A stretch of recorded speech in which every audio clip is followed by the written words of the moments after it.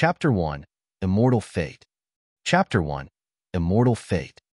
In Pingyang Town, one of the many small towns under the jurisdiction of Zhonglang City that belong to the country of Deqi, a group of cavalry gradually entered the town.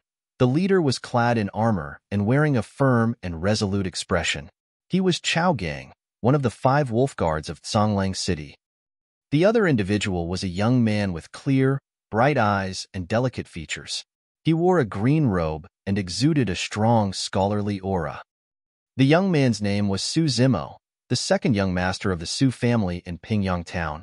He was a famous household name, having passed the provincial examination at the young age of 17. Second young master Su is different from the other scholars that I know of. You may look frail, but you have excellent riding skills. They are as good as that of my guards. Chao Gang said. Lord Chao is too generous with your praise. Su Zimo gave a faint smile. My elder brother has been in the business of selling horses for a long time. Horses have been my companions since I was a child. I have some foundation. Moreover, Zhui Feng is quite spiritual. Having said that, Su Zimo patted the fine horse that he was riding. That horse, by the name of Zhui Feng, seemed to have understood Su Zimo's praise. It looked up and responded with a snort, revealing an intelligent gleam in its eye. At this moment, loud noises could be heard nearby. Someone was shouting, "Big news! I heard that girl of the Shin family has been chosen by the Immortals. She is going to be accepted into the Immortal sect." The girl in the Shin family? Which Shin family? It's Shinmengqi, the one who is in marriage talks with second young master Su. The news had spread rapidly. The people in the surrounding area were already beginning to discuss this. Many people were casting peculiar looks at Su Zimo. Immortal?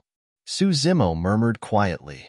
His knowledge of immortals still remained at those in the illusory legends. Would humans possess the power to summon wind and rain, burn the sky, and boil the sea?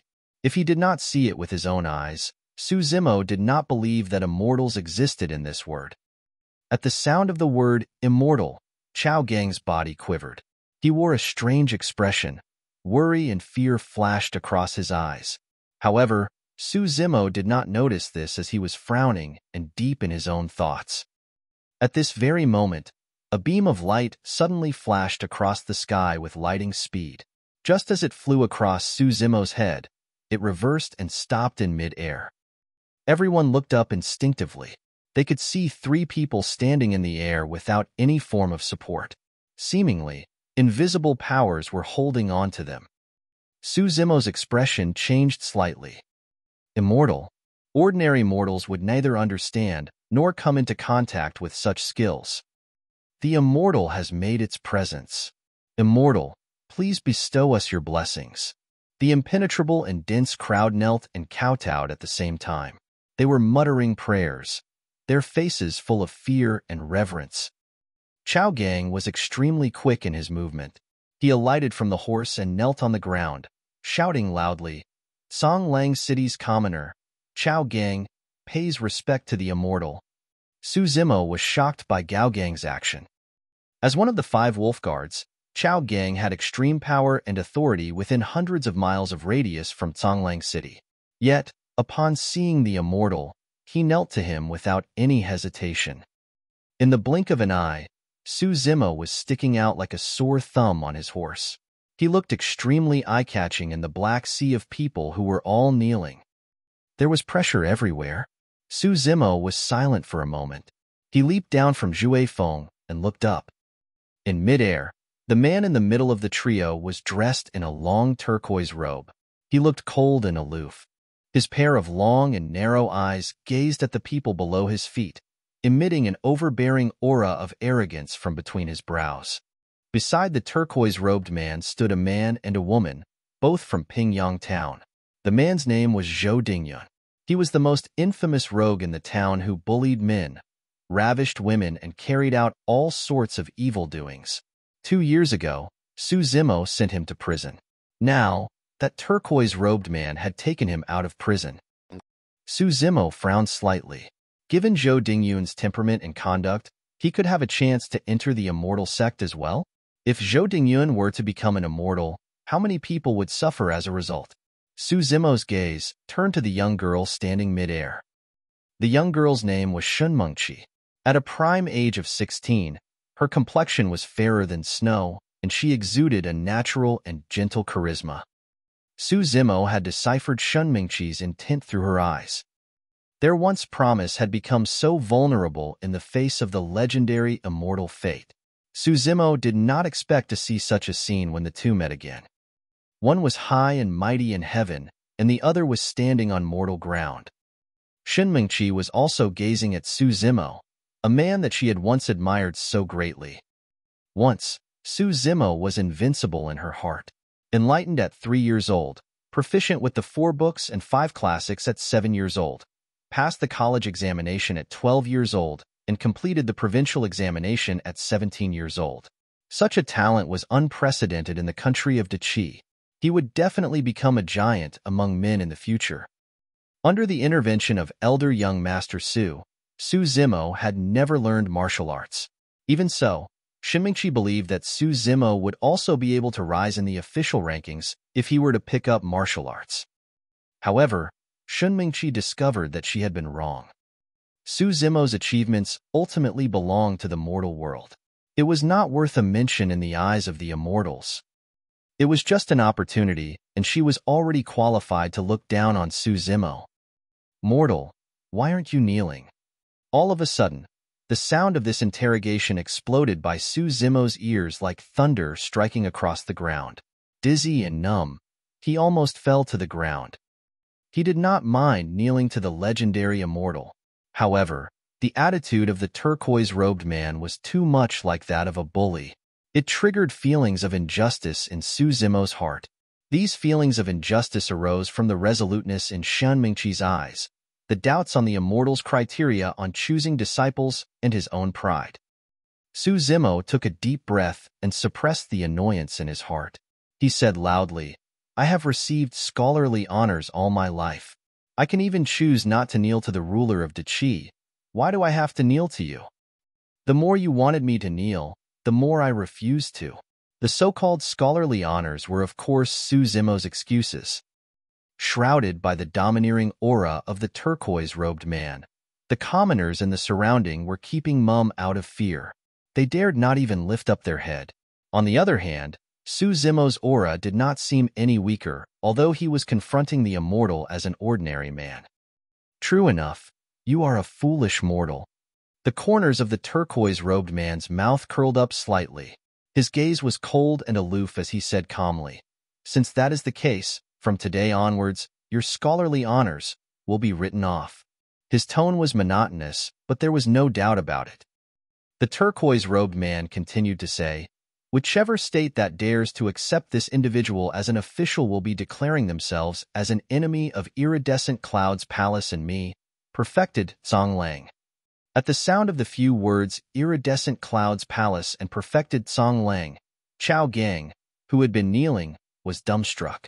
He quickly said in a quivering voice, "Perfected, be rest assured. In the country of Dachi, Su Zimo will be an inferior commoner for life." An inferior commoner for life? With just a few words, Su Zimo's destiny had been decided. There was a flash of reluctance in Shunmengqi's eyes. On the other hand, that rascal Zhou Dingyuan was looking thrilled. Su Zimo looked very calm, as if this did not impact him. After a while, Su Zimo laughed and mocked himself. "If scholarly honors are so cheap, what do I need them for?" "MMM?" Perfected Songlang's long and narrow eyes gradually formed a line, beams of icy cold lights flashing in them. Su Zimo's provocation had aroused his murderous intent. At this moment, Zhue Feng, who was standing beside Su Zimo, suddenly became agitated and uneasy. His hooves rubbed against the ground, and he neighed continuously. Su Zimo was expressionless, but his heart jumped. Zhue Feng had also behaved in this way during the few occasions that he had encountered danger in the past.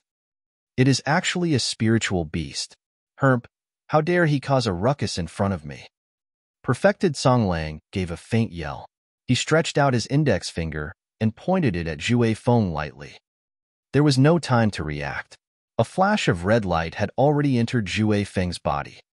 Under the gaze of everyone, a gush of scorching flames surged out from within Zhu Feng's body and engulfed Zhu Feng in a matter of moments. Swoosh! This flame was strong and was actually going to engulf Su Zimo too. Su Zimo was not as weak as the typical scholar. However, he had never seen such eccentric methods. He was completely stunned and stood rooted to the ground.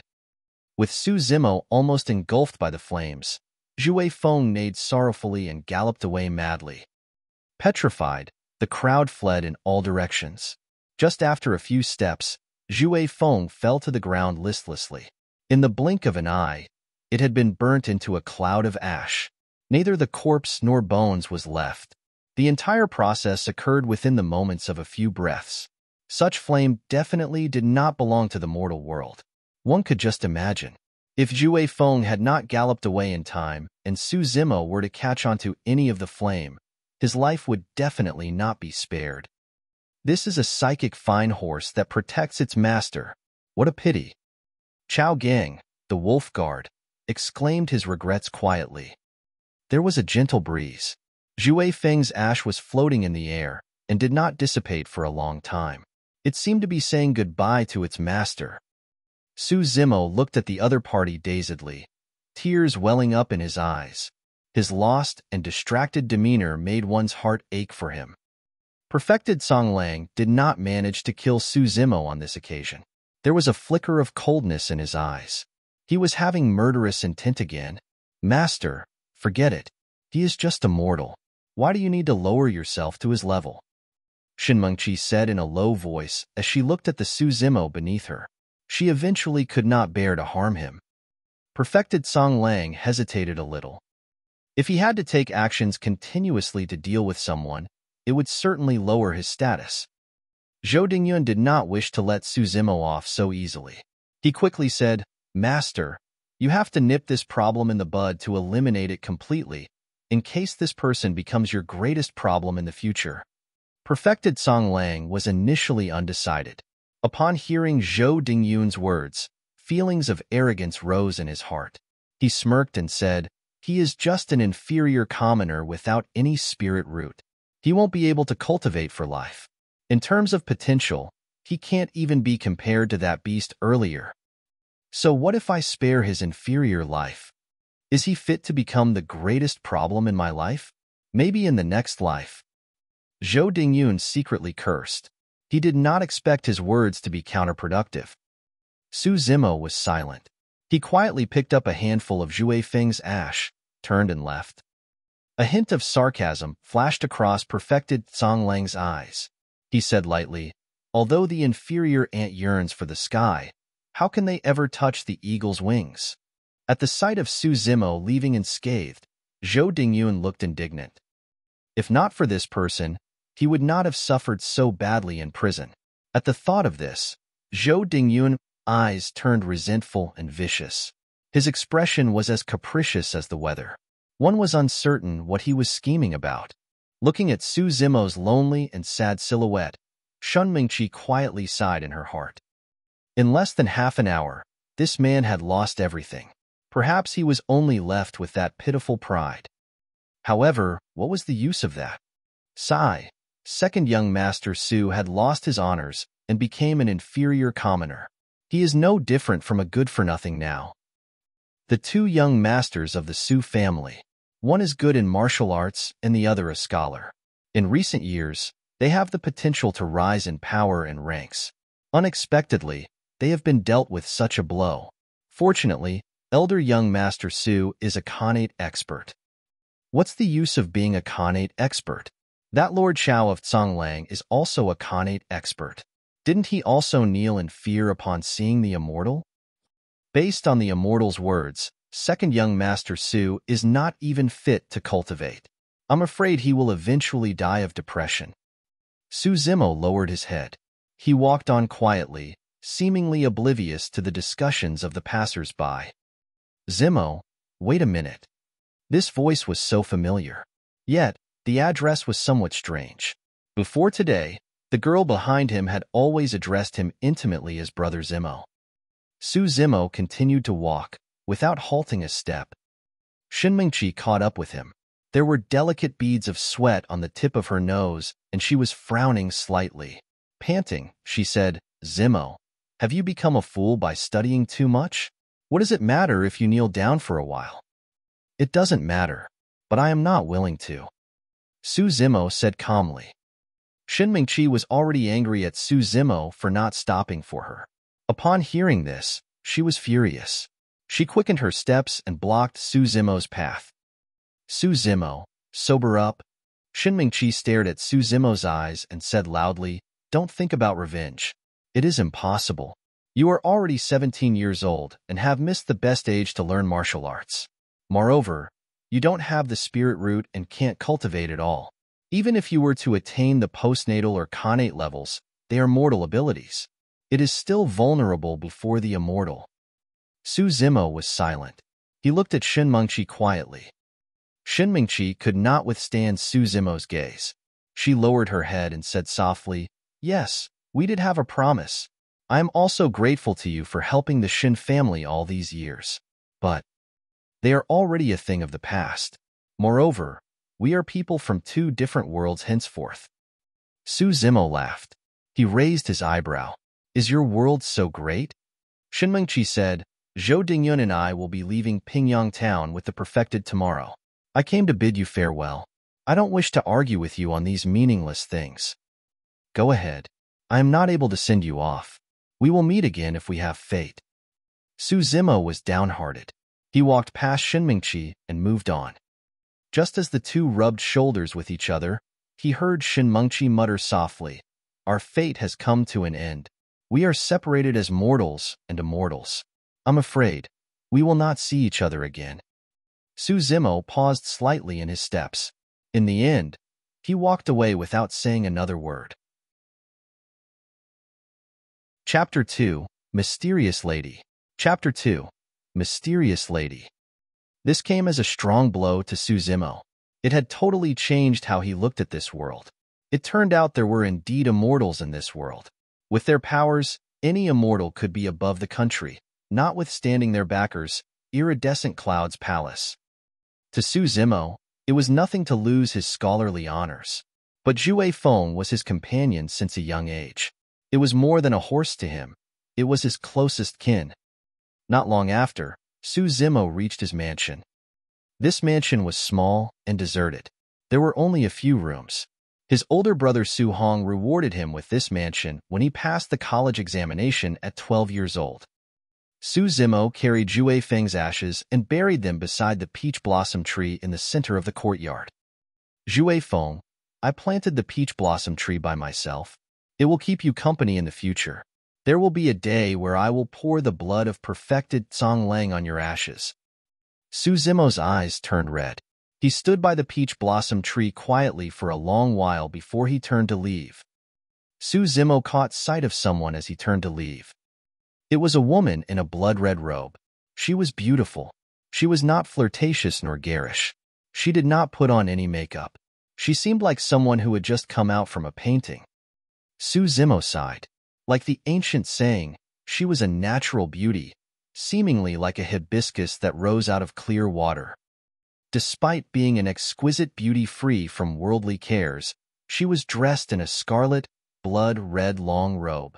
It did not seem to match, but the contrast created a unique aura about her.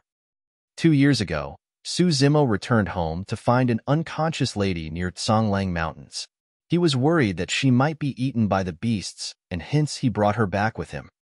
The red-robed lady regained consciousness not long after she reached the mansion. She seemed to be well. However, she refused to say a word no matter how Suzimo asked about her name or place of residence.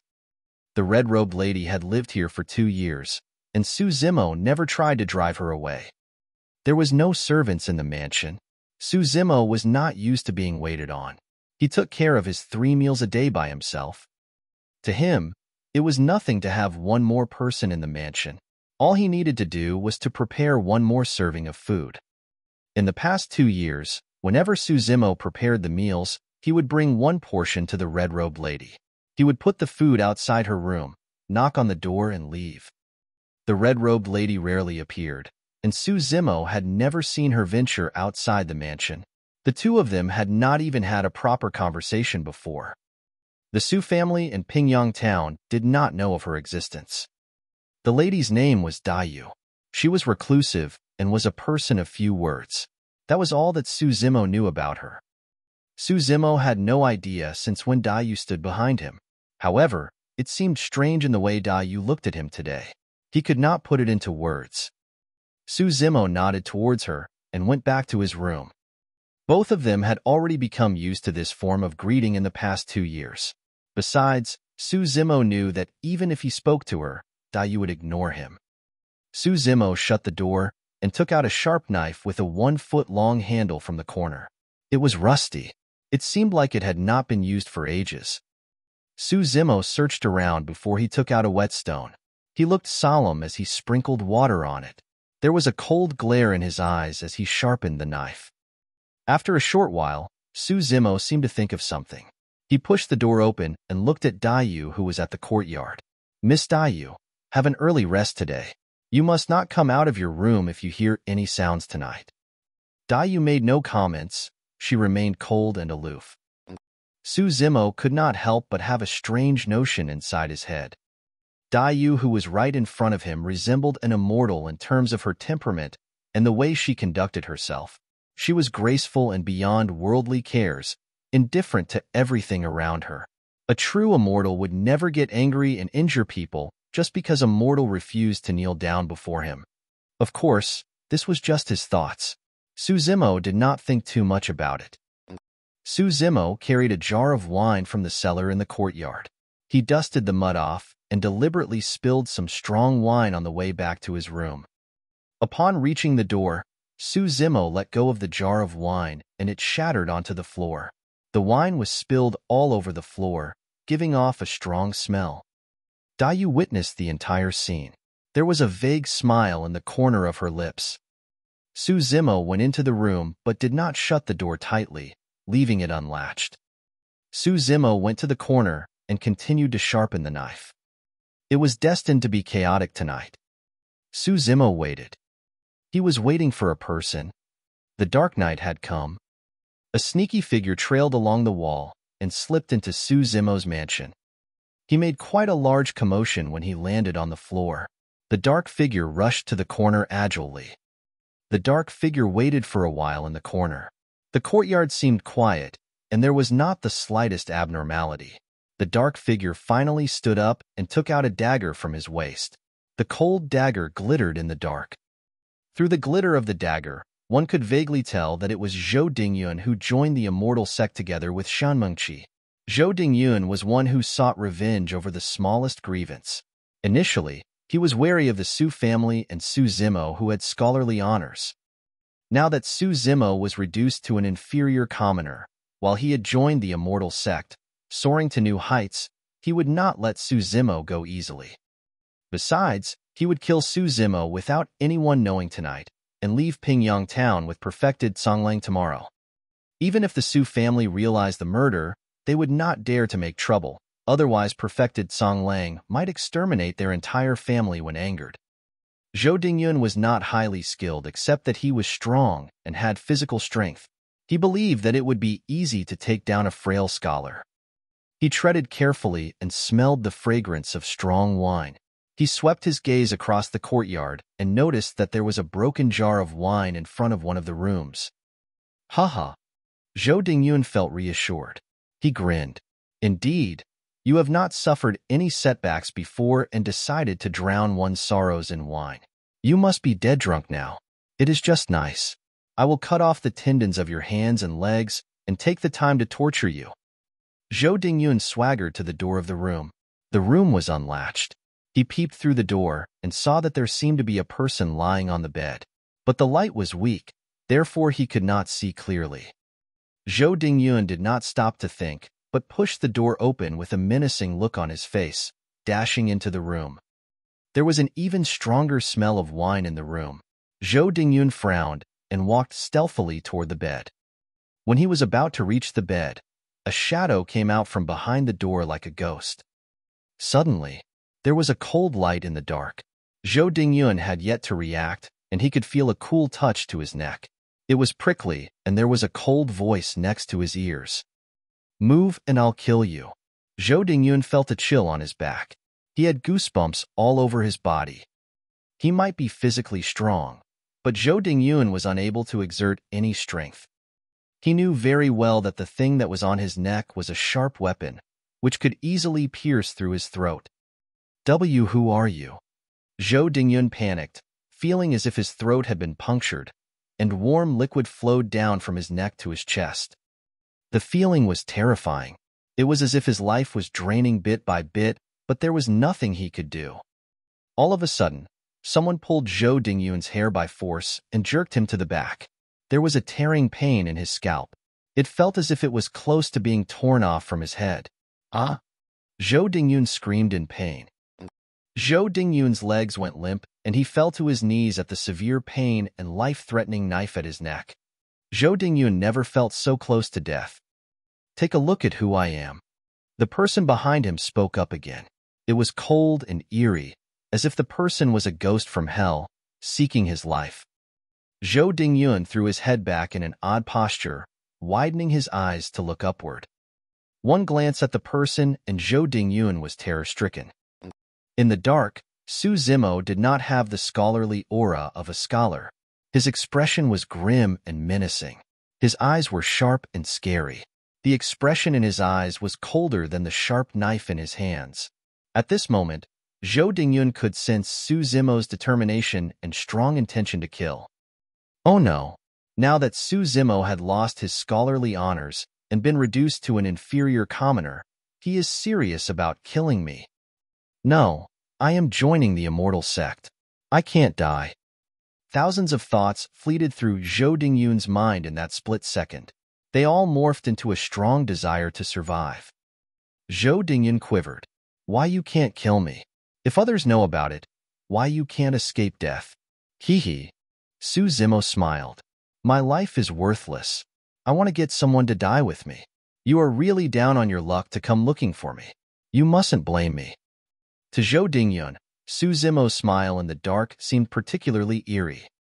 Zhou Dingyun felt even more fear at his calm and indifferent tone. "Crazy. Su Zimo is crazy." He had barely shouted when Zhou Dingyun felt the slight movement of the sharp knife at his throat. Zhou Dingyun had a mental breakdown at the pulsating pain at his throat. "As second young Master Su, I beg you to spare my cheap life. I will never do evil in the future." "Second young Master Su, I swear that even if I am lucky enough to join the Immortal sect, I will never seek revenge on you. If not, I will suffer a painful death where countless of arrows pierce through my heart." Su Zimo was silent. He squinted his eyes and looked at Zhou Dingyun. Zhou Dingyun panicked further at the dead silence. Zhou Dingyun could not tell what was on Su Zimo's mind. Time trickled by. Just when Zhou Dingyun was close to despair, the grip on his scalp was loosened and the sharp knife on his neck was being removed slowly. "Scram," Su Zimo said coldly. To Zhou Dingyun, the words sounded like an immortal's voice. He felt as if he was being pardoned. He crawled and rolled, fleeing from the room. Zhou Dingyun covered the wound on his neck with his hand and ran to the courtyard, panting heavily. After the narrow escape from death, Zhou Dingyun gritted his teeth and had a malicious thought again. Su Zimo is after all a scholar. Previously he was prepared, but right now he won't have chances of survival. There was a murderous look in Zhou Dingyun's eyes. He could not help but turn to look toward the room. Su Zimo stood at the doorway. He was clad in green clothes, with a sharp knife that had a 1-foot-long handle in his right hand. His eyes were cold. He looked like a tiger that was capable of devouring humans. There was a murderous aura about him. There was a sense of ridicule in his expression. He seemed to have seen through Zhou Dingyun. Zhou Dingyun's evil thought vanished instantly. Zhou Dingyun had no idea about how deep the wound on his neck was, and he was clueless about whether Su Zimo had any other tricks up his sleeves. No matter what, he would not take the risk again. Revenge is a dish best served cold. With that, Zhou Dingyun fled the mansion hurriedly. Chapter 3. Supreme Demon Classic. Chapter 3. Supreme Demon Classic. Su Zimo waited till Zhou Dingyun had long left before he let out a long breath, his face looking pale. The encounter was brief but dangerous, but luckily, it was as what he had predicted. Su Zimo took note of a piece of information during the conversation with Shanmengqi. She and Zhou Dingyun would leave Pingyang town with perfected Songlang tomorrow. Su Zimo expected that Zhou Dingyun would definitely seek revenge tonight. Su Zimo had thought of seeking help from the Su family. But in this way, other than implicating the Su family, it would not change the outcome in any way. This was because Zhou Dingyun could not be killed. He was no longer the ruffian he used to be. Instead, he was about to join the Immortal sect. If he died, perfected Songlang would definitely come looking for him. By then, who would be able to stop him? Su Zimo had never killed anyone before. But when the knife touched Zhou Dingyun's throat, he was not the least nervous, scared, or frightened. Instead, he was slightly excited and eager to try. He did not give a damn as to what would happen tomorrow. The sky might collapse, or the ground might sink. He would be able to relieve his pent-up frustrations if he killed the bully. That would be so cool. Su Zimo indeed had the murderous intent and aura. He did not disguise it. He almost could not control himself and wanted to stab him with the knife. This was the first time that Su Zimo discovered that the blood that flowed inside of him was not the scholarly blood, but more of a general in the battlefield that was used to killing, or of those brutes who believed in an eye for an eye. He might used to have scholarly honors, but he was unable to stop the evildoers. Instead, it was his sharp knife that sent them away. Long years of hard study could not be compared to the sharpness of the knife. Su Zimo laughed at himself. A scholar is indeed useless. He could only do this much. Su Zimo returned to the room. He threw the knife aside, lying on the bed, but he did not sleep at all. He was worried about one thing. Given Zhou Dingyun's temperament, he would definitely return to Pingyang town after cultivation and seek revenge for what happened today. He would meet his end then. It might be a month later, or perhaps a year later or 10 years later. Nevertheless, Zhou Dingyun would definitely come back. Su Zimo knew it very well, but he had to tolerate the wicked acts of him today. That was because if he killed Zhou Dingyun, he would definitely die tomorrow. However, if he let Zhou Dingyun off, at least there was still a glimmer of hope. The glimmer of hope was that he would be able to gain the ability to fight against him before Zhou Dingyun came back after completing his cultivation. But, was that possible? What was a spirit root? Why did he not have a spirit root? Why could he not cultivate without a spirit root? Why? Su Zimo felt confused. He was curious about the Immortal sect and was bewildered about the future. Su Zimo's eyelids felt heavy and he drifted off to sleep. Su Zimo had a weird dream. In the dream, an immortal whispered into his ears, "Do you want to cultivate?" Yes, Su Zimo would love to do that. Never before had he felt so eager to have power. Su Zimo felt that something was odd. Su Zimo was startled awake shortly after. He sat up suddenly. There was uncertainty in his eyes, and his back was drenched in cold sweat. He finally realized what was wrong. This was not a dream. Someone was really asking whether he wanted to cultivate. Su Zimo got up and opened the door, witnessing a scene that he would never forget in his entire life. There was an exquisite beauty next to the peach blossom tree in the courtyard. She was clad in a blood-red robe. She stood there with sparkling eyes, watching him quietly. The clouds seemed to have dispersed, and the moonlight was clear as water. The petals of the peach blossoms fell off the tree, and the lady was standing in the midst of it. It seemed as if there were mist and clouds in the twilight. This did not look like the mortal world. "Do you want to cultivate?" Dayu asked once again. Her voice was gentle and pleasant, seeming somewhat lazy. Su Zimo took a deep breath and gradually calmed down. He had lots of questions and doubts, but he only managed to utter a single word. "Yes." "Well, I'll teach you," Dayu replied casually. It was as if teaching Su Zimo was a simple chore like eating or dressing. Su Zimo walked down the stone steps and stopped in front of Dayu. He gazed into her clear, watery eyes. Yu was gazing at him as well. After a while, Su Zimo realized that the lady in front of him was like a mystery. He could not see through her at all. On the contrary, Su Zimo felt as if he was seen through by Yu, and he could not hide any secrets from her. For a moment, Su Zimo had a flickering thought that Yu knew everything that happened to him today. She knew everything that he was thinking about. I have no spirit root. Su Zimo took a while before he said, there is a cultivation technique that does not require spirit root. What cultivation technique is that? Su Zimo asked automatically. The cultivation technique of the demon clan. Yu widened her eyes, and there was a special aura about her. Su Zimo's countenance changed, and he could not help but retreat half a step. Even though he knew nothing about cultivation, Su Zimo knew that human beings and demons belonged to different paths. According to legends, there were many cases where fiendish demons harmed human beings. Did he want to cultivate the cultivation technique of the demon clan and to become a fiendish demon who was bent on killing?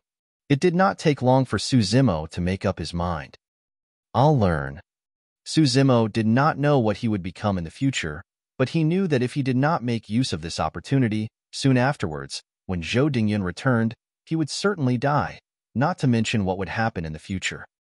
Yu was not surprised at all. It seemed she had expected Su Zimo would say yes. She continued on. If you want to learn the cultivation technique of the demon clan, you have to agree to 2 conditions. Firstly, don't ask me about my identity or background. I will teach and you will learn. Secondly, you must not tell others of this cultivation technique. Okay. Su Zimo nodded. Yu continued on. One more thing. If you want to learn this cultivation technique, you will experience unimaginable dangers. You may lose your life at any time. Do not expect me to save you. Su Zimo smiled faintly. Life and death are preordained. If there are any questions, you can go ahead and ask. Yu smiled lightly. This was the first time in 2 years that Su Zimo saw a smile on Yu's face. He marveled at her smile and seemed to be lost in it. But Su Zimo cleared his thoughts in the blink of an eye and asked in a low voice, what is the spirit root? What is cultivation? Why did perfected Songlang say that I can't cultivate without spirit root? Cultivation can also be called cultivation or cultivation of Tao. There are 3 oldest major schools of cultivation of the humans clan: Immortal, Buddha, Fiend. The so-called spirit root is the Immortal sect's way of calling it. For Buddhism, they called it as the root of wisdom, while the Fiend sect called it as Fiend seed. It is basically the same. As humans, if one doesn't have spirit root, one cannot join any of the sections. Su Zimo understood her words. What Yu meant was that demon cultivation did not need the spirit root. Yu continued. Humans have 5 senses, namely sight, hearing, smell, taste, touch, and the spirit root is equivalent to the 6th sense. It is the key to sense the aura between heaven and earth. Su Zimo suddenly saw the light.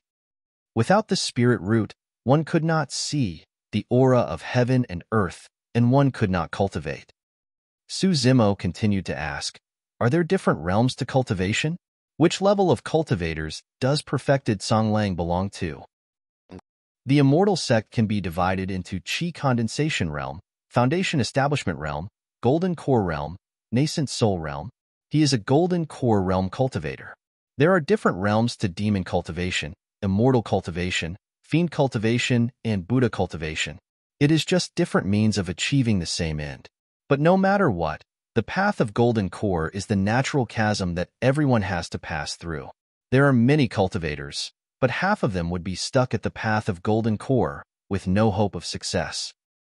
Cultivation is to be in defiance of the natural order and to seize the good aura of heaven and earth.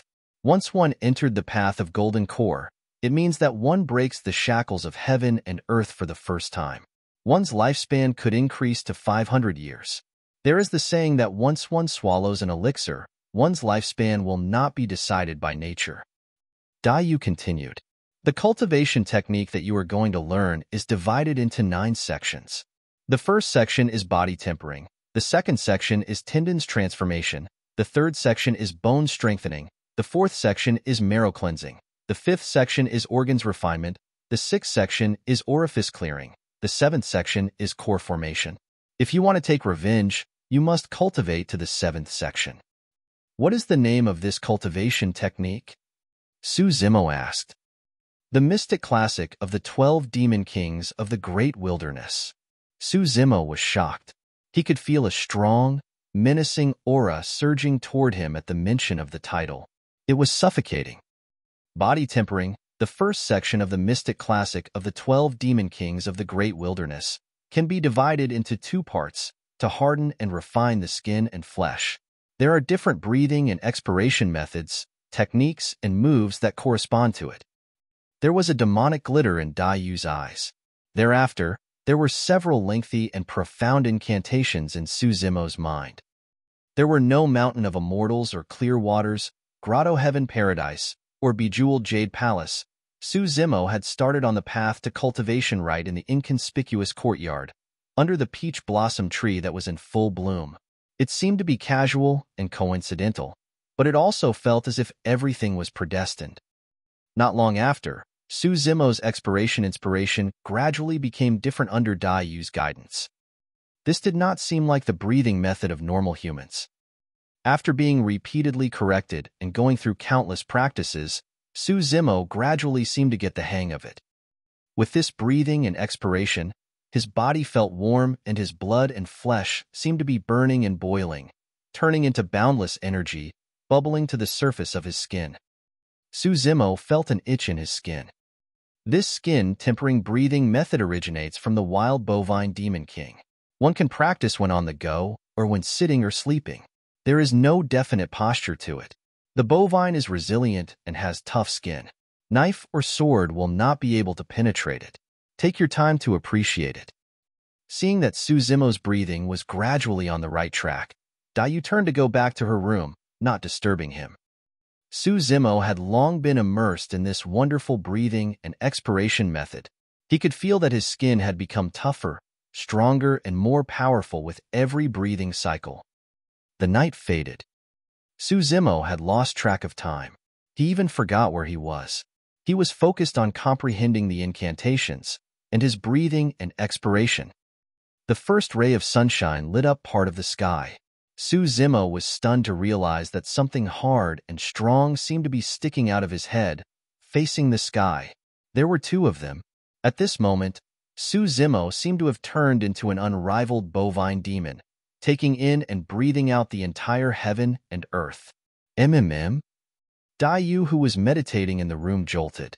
Her gaze pierced right through the walls to land on Su Zimo. He actually understood the essence of it within such a short time? Oh, he is indeed a genius meant for demon cultivation.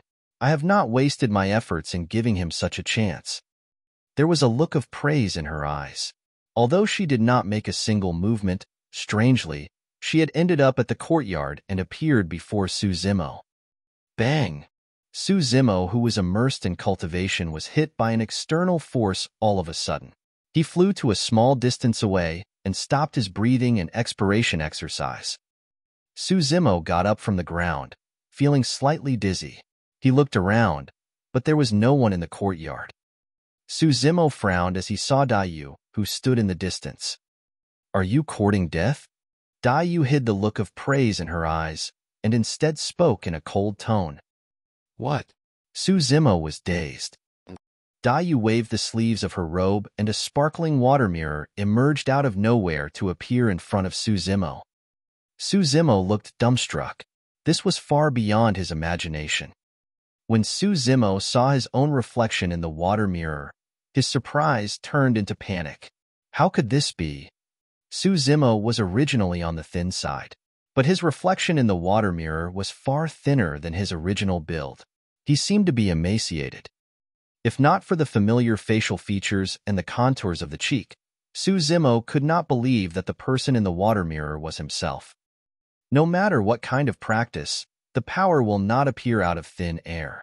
Cultivators from the Immortal, Buddha, and Fiend sects take in the aura of the heaven and earth into their bodies, while those stronger demons clan will use the essence of the sun and the moon to harden the body. You have yet to attain that realm.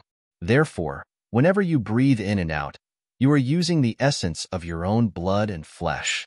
If this goes on, you will die in 3 days. What then? Suzimo was startled. You will naturally have to devour flesh and blood to supplement your energy before you continue with your cultivation. At the mention of eating, Suzimo's stomach began to growl. He felt severe pangs of hunger that almost drove him crazy. Suzimo dashed straight to the kitchen in lightning speed. In less than a quarter of an hour, he made a clean sweep of everything edible in the kitchen and gobbled them down his stomach before he slightly eased his hunger. Suzimo only discovered until now that he did not sleep all night. Not only did he not feel tired, instead he was energetic and full of strength. Suzimo picked up the thin iron basin next to him and squeezed it. To his surprise, there were a few clear fingerprints on the iron basin. Pust, that powerful? Suzimo was secretly amazed at himself. He underwent a huge change with a single night of cultivation. Suzimo was full of confidence in the days to come. I suppose even if Zhou Dingyun comes back from the Immortal sect, I will have the capability to spar with him. At this time, Suzimo still did not know the scariness of the mystic classic of the 12 demon kings of the great wilderness. This cultivation technique was the supreme demon classic that disrupted the balance of yin and yang, seizing the good aura of heaven and earth, changing the universe and turning the vital energy. This was something that did not belong to this world. Chapter 4. Try Bovine Style. Chapter 4. Try Bovine Style. On the second day, Suzimo went to the market early in the morning to buy a few cattle as his food supply for the next few days. After putting them aside, Suzimo went to Dai Yu's room, knocking on the door. "Miss Dai?" To Suzimo's surprise, the door slowly opened at his knocking. Although the sky was bright, the room was strangely pitch dark. "Come in." Dai Yu's voice could be heard coming from the room. Suzimo took a deep breath and stepped into the room. Suzimo could not help but feel odd. He seemed to have passed a soft and cold water curtain into another world. Suzimo took a look and was startled. The sight in front of him was no longer Dai Yu's room. Instead, it was much more spacious than his mansion. He stood on a green lawn, and there was a wooden barrel that was slightly more than half as high as normal humans. Dai Yu sat slanted on a huge green stone, lazing around. Although she had a large blood-red robe around her, it could not hide her slim and exquisite figure. "This is..." Suzimo opened his mouth slightly. Dai Yu had shown him a lot of incomprehensible prowess within a day. To him, it was strange and fascinating. This is to insert the largest thing into the smallest one. You will understand when you reach a certain realm. There is no need to think too much about it right now. Dai Yu replied, leaving no room for doubt. "This is the cultivation field that I have created. You will cultivate here in the future." Dai Yu jumped down lightly from the green stone. "I will teach you 3 more styles. These are called the Tri-Bovine style. Practice it in conjunction with the breathing and expiration method. The first style is Plow Heaven Stride. Although there is only one style, it is ever-changing. It is the only way to cultivate one's leg strength." While talking, Dai Yu walked on the grass. Suzimo widened his eyes and concentrated on what she was doing, staring at every step and movement of Dai Yu, for fear that he would miss the details. After a few steps, Suzimo vaguely grasped what Dai Yu was talking about. There did not seem to be anything fascinating about her steps, but if he observed carefully, he discovered that Dai Yu seemed to be making her way through muddy water. She drew in her chest slightly and erected the back, bending her knees and lowered her center of gravity. She never let her knees bend past her toes, but her strides were very wide. She seemed to have calculated the distance between each step. It was exactly the same. Dai Yu stopped in her tracks and turned to look at Suzimo. "Your turn." Suzimo was not in a hurry to practice. Instead, he stood in place for a long time to ponder before he took the first step. Suzimo had just taken the first step, and he sensed that he had made a mistake. Dai Yu came to Suzimo's side without any expression. She extended her leg and gave a slight kick at Suzimo's extended leg. "Past!" Suzimo gasped. Yu's kick sent unbearable piercing pain down his thigh. He felt as if someone poked his legs mercilessly with needles. Hold this position. Continue. Yu's indifferent voice could be heard in the room. Su Zimo lowered his head and realized that after being kicked by Yu, the extended leg had a higher resemblance to plow heaven stride. She is helping to correct me. Su Zimo understood Yu's intentions. Su Zimo pursed his lips and tried to recall the stance of plow heaven stride, making another stride with his left leg. Wrong. The sole of the foot had just touched the ground and Yu's voice could be heard again, followed by a piercing pain on Su Zimo's left leg. Su Zimo automatically corrected his stances under the stimulation of the pain in his leg. Su Zimo took a breather before taking another stride with his right leg. Wrong. He could feel the familiar sting again. Wrong. Stinging pain. He continued to practice and was being corrected over and over again. In the end, Su Zimo could not even feel his legs. It was numb from Yu's constant kicks. Su Zimo clenched his teeth, drenched in perspiration. His only thought was that he had to keep walking. Time passed by without him knowing. Finally, he no longer heard the word wrong being hollered at him. It sounded like a nightmare to him. Su Zimo also realized that he had begun to understand the crux of plow heaven stride. Don't you remember what I taught you last night? Su Zimo suddenly saw the light with Yu's reminder. He began to use the breathing and expiration method that he learned yesterday night as he practiced plow heaven stride. At the beginning, Su Zimo could not apply both of them together. He could not breathe properly after making a stride. But with the passage of time, Su Zimo gradually found a way to use the breathing method together with the plow heaven stride.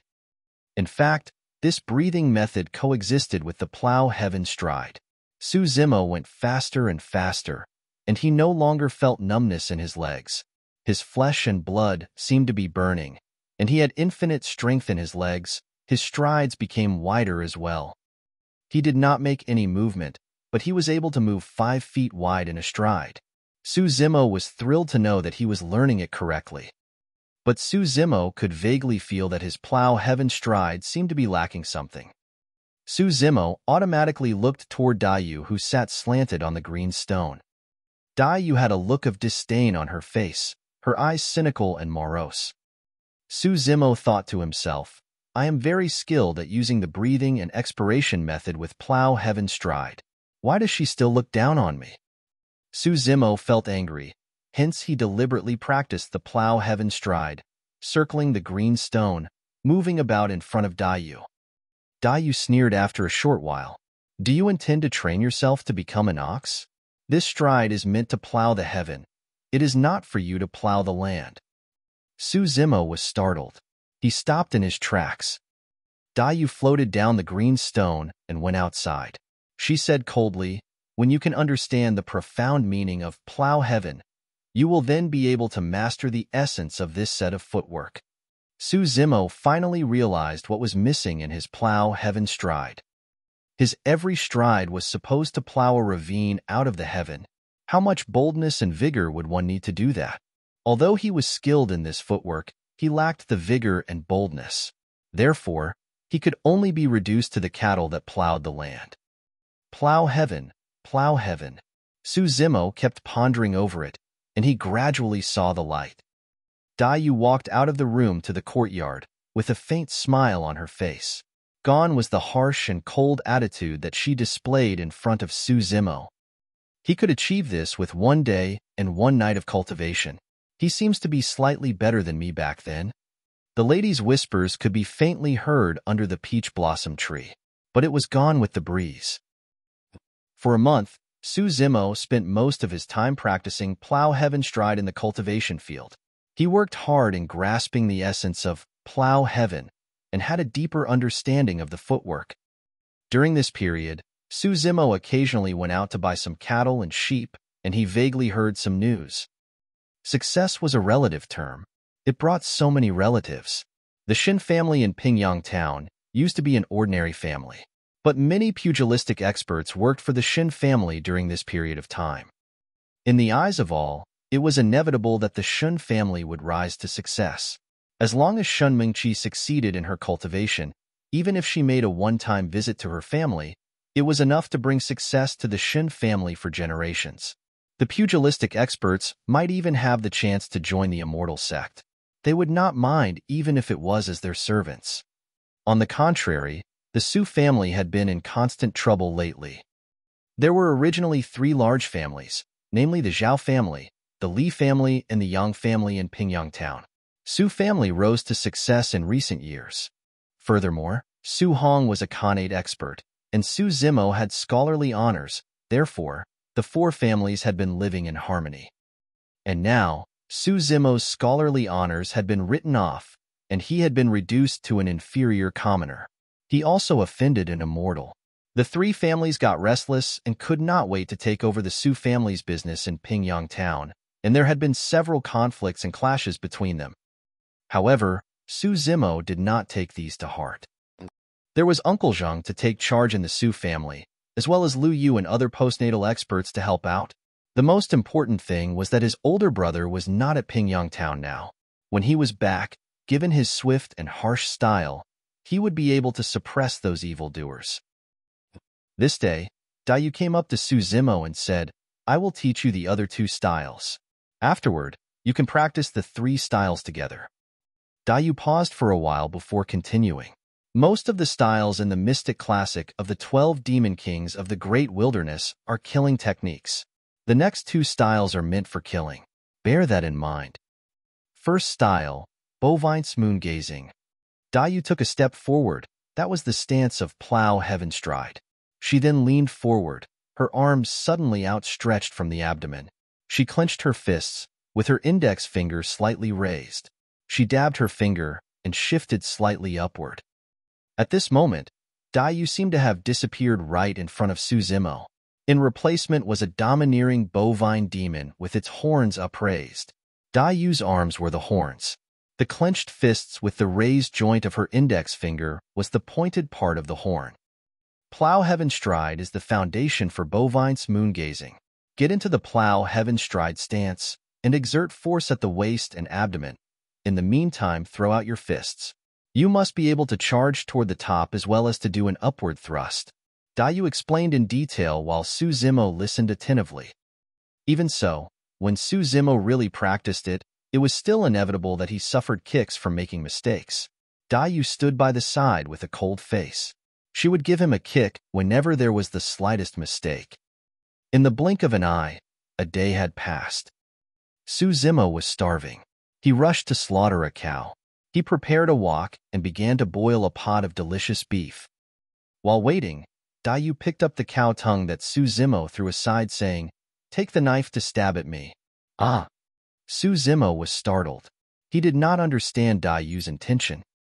Dayu replied, "I will teach you the 3rd style. There is no way to show you how to do it. You will have to appreciate and understand the moment of change by yourself." Su Zimo knew that given Dayu's abilities, even if he exerted all his force, he would not hurt her. Su Zimo gripped the knife and made a stab toward Dayu's shoulder while concentrating on watching her movements. Dayu looked aloof. She raised the smooth and tender cow tongue and tapped it gently on the knife. Pa! There was a brittle sound, leaving Su Zimo gaping in shock.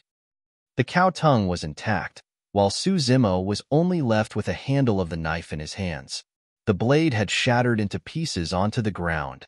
Su Zimo slaughtered the cow by himself. He knew that the cow tongue was just an ordinary tongue. It could never withstand the blow from the sharp knife. Moreover, Su Zimo could not tell that Dayu had exerted any force just now. Otherwise, he would not be holding on to the handle. It would have flown out of his hands. This was just an ordinary cow tongue, but it shattered the sharp knife into pieces. If the cow tongue tapped on a man instead of a knife, would the person turn into powder? The 3rd style is called bovine-tongued saber. It may sound ordinary, but it represents the essence of this style. Dayu continued, "You once asked me when would you know that you have made initial success at cultivating skin tempering? Let me tell you now. When your palm has the same force as this cow tongue, you will be considered as having initial success at it.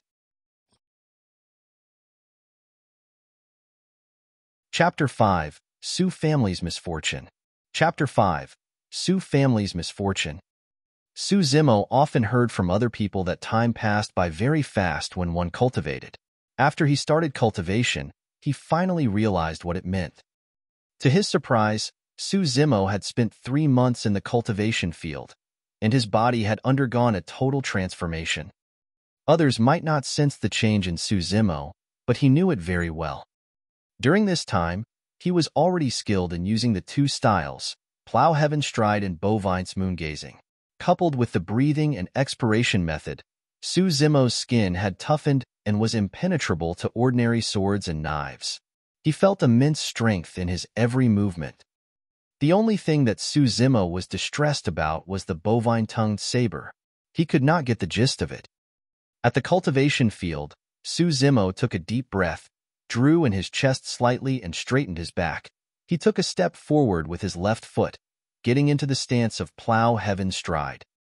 Originally, when Su Zimo stood there without moving, he looked like a frail scholar. But when he took a step forward, there was a drastic change in his aura. It was as if he had the whole sky under his foot. At the same time, Su Zimo exerted force at his waist and abdomen, punching his fists forward, pointing and thrusting upward.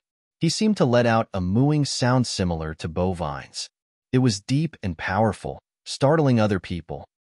When executing plow heaven stride and Bovine's moongazing, it was natural and unforced. Coupled with the breathing and expiration method, it made them even more powerful.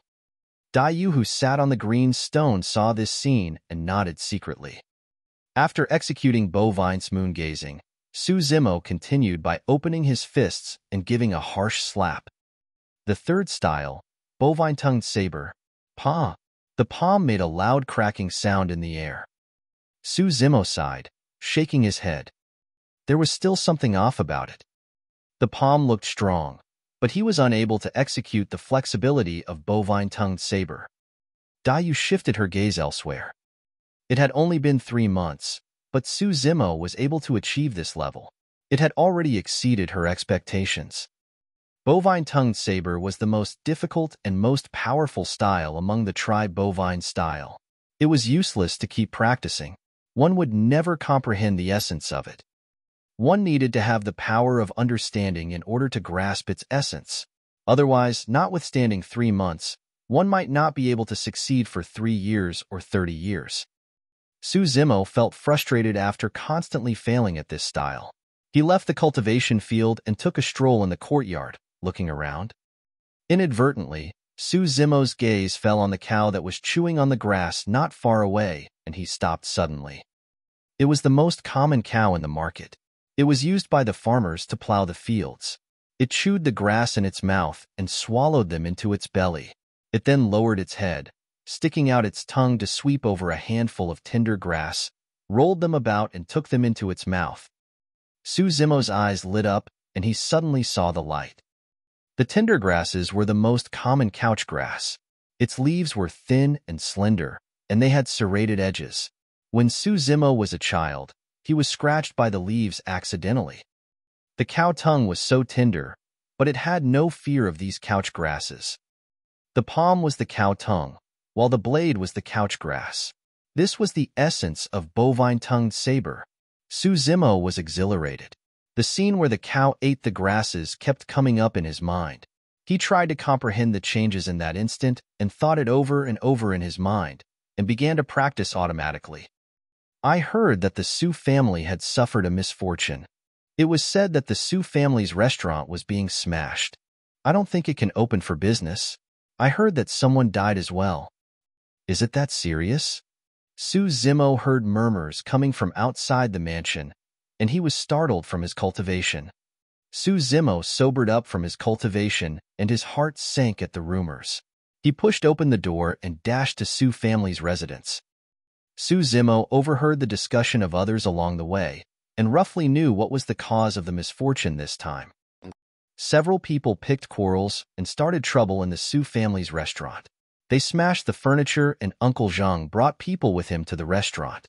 However, those people turned out to be postnatal perfected experts. They came prepared, and Uncle Zhang was injured instead. Damn, I can't take this lying down. Su Zimo had just arrived, and he heard angry shouts coming from the house. He was Yuchihua. He was one of the guards at Su family, and he had a fiery temper. Everyone in the house was Su Zimo's trusted men. Su Zimo lost his parents when he was 2 years old.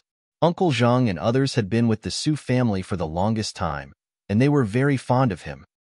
In the beginning, it was these few people who helped his older brother to gain a foothold in Pingyang town. The brothers had a close relationship with these uncles. A strong smell of medicine wafted toward him, and there was also a faint smell of blood. Second young master is back. Although he had lost his scholarly honors, everyone in Su family were very respectful towards Su Zimo. Su Zimo nodded and went to check on the elder that laid on his sides on the bed. Second young master. The old man's hair was white and his face was gaunt and yellow. He seemed to have one foot in the grave. Despite that, he still smiled at seeing Su Zimo. There was a tenderness in the way he looked at Su Zimo. Uncle Zhang was in charge of managing the Su household. Although he did not know martial arts, everyone in the Su family, including Su Hong, showed respect toward him. Uncle Zhang had become thin and was getting on in years. Now that he was injured, it was still unknown whether he could survive or not. Uncle Zhang. Who was the other party? Although Su Zimo was boiling in anger, he appeared very calm, speaking softly at the bedside. Who else could it be? It must be the grandchildren of the 3 families, Zhao family, Li family, and Yang family. Yuchihua shouted in anger. It's not that simple. The man who spoke up was over 40 years old. He looked calm and composed. He was the leader of the Su family guards. Uncle Lu, what do you mean? Su Zimo asked. Lu Yu looked at Su Zimo, swallowing back the words on the tip of his tongue. Yuchihua could not contain his anger. He hollered. Lu Yu, why are you being wishy-washy? Don't you know the seriousness of the situation? Mr. Zhang was wounded by them, and old Guan had suffered a terrible death. If those young lads under you were not smart and broke out of the siege, Mr. Zhang would have died. Those people wanted us dead. Uncle Guan is dead? Su Zimo's heart ached at the news. When he was a child, Su Zimo often rode on Uncle Guan's shoulder, grabbing and clutching his hair. But no matter how much Su Zimo fooled around, Uncle Guan would never get angry at him. He would laugh it off and play with him.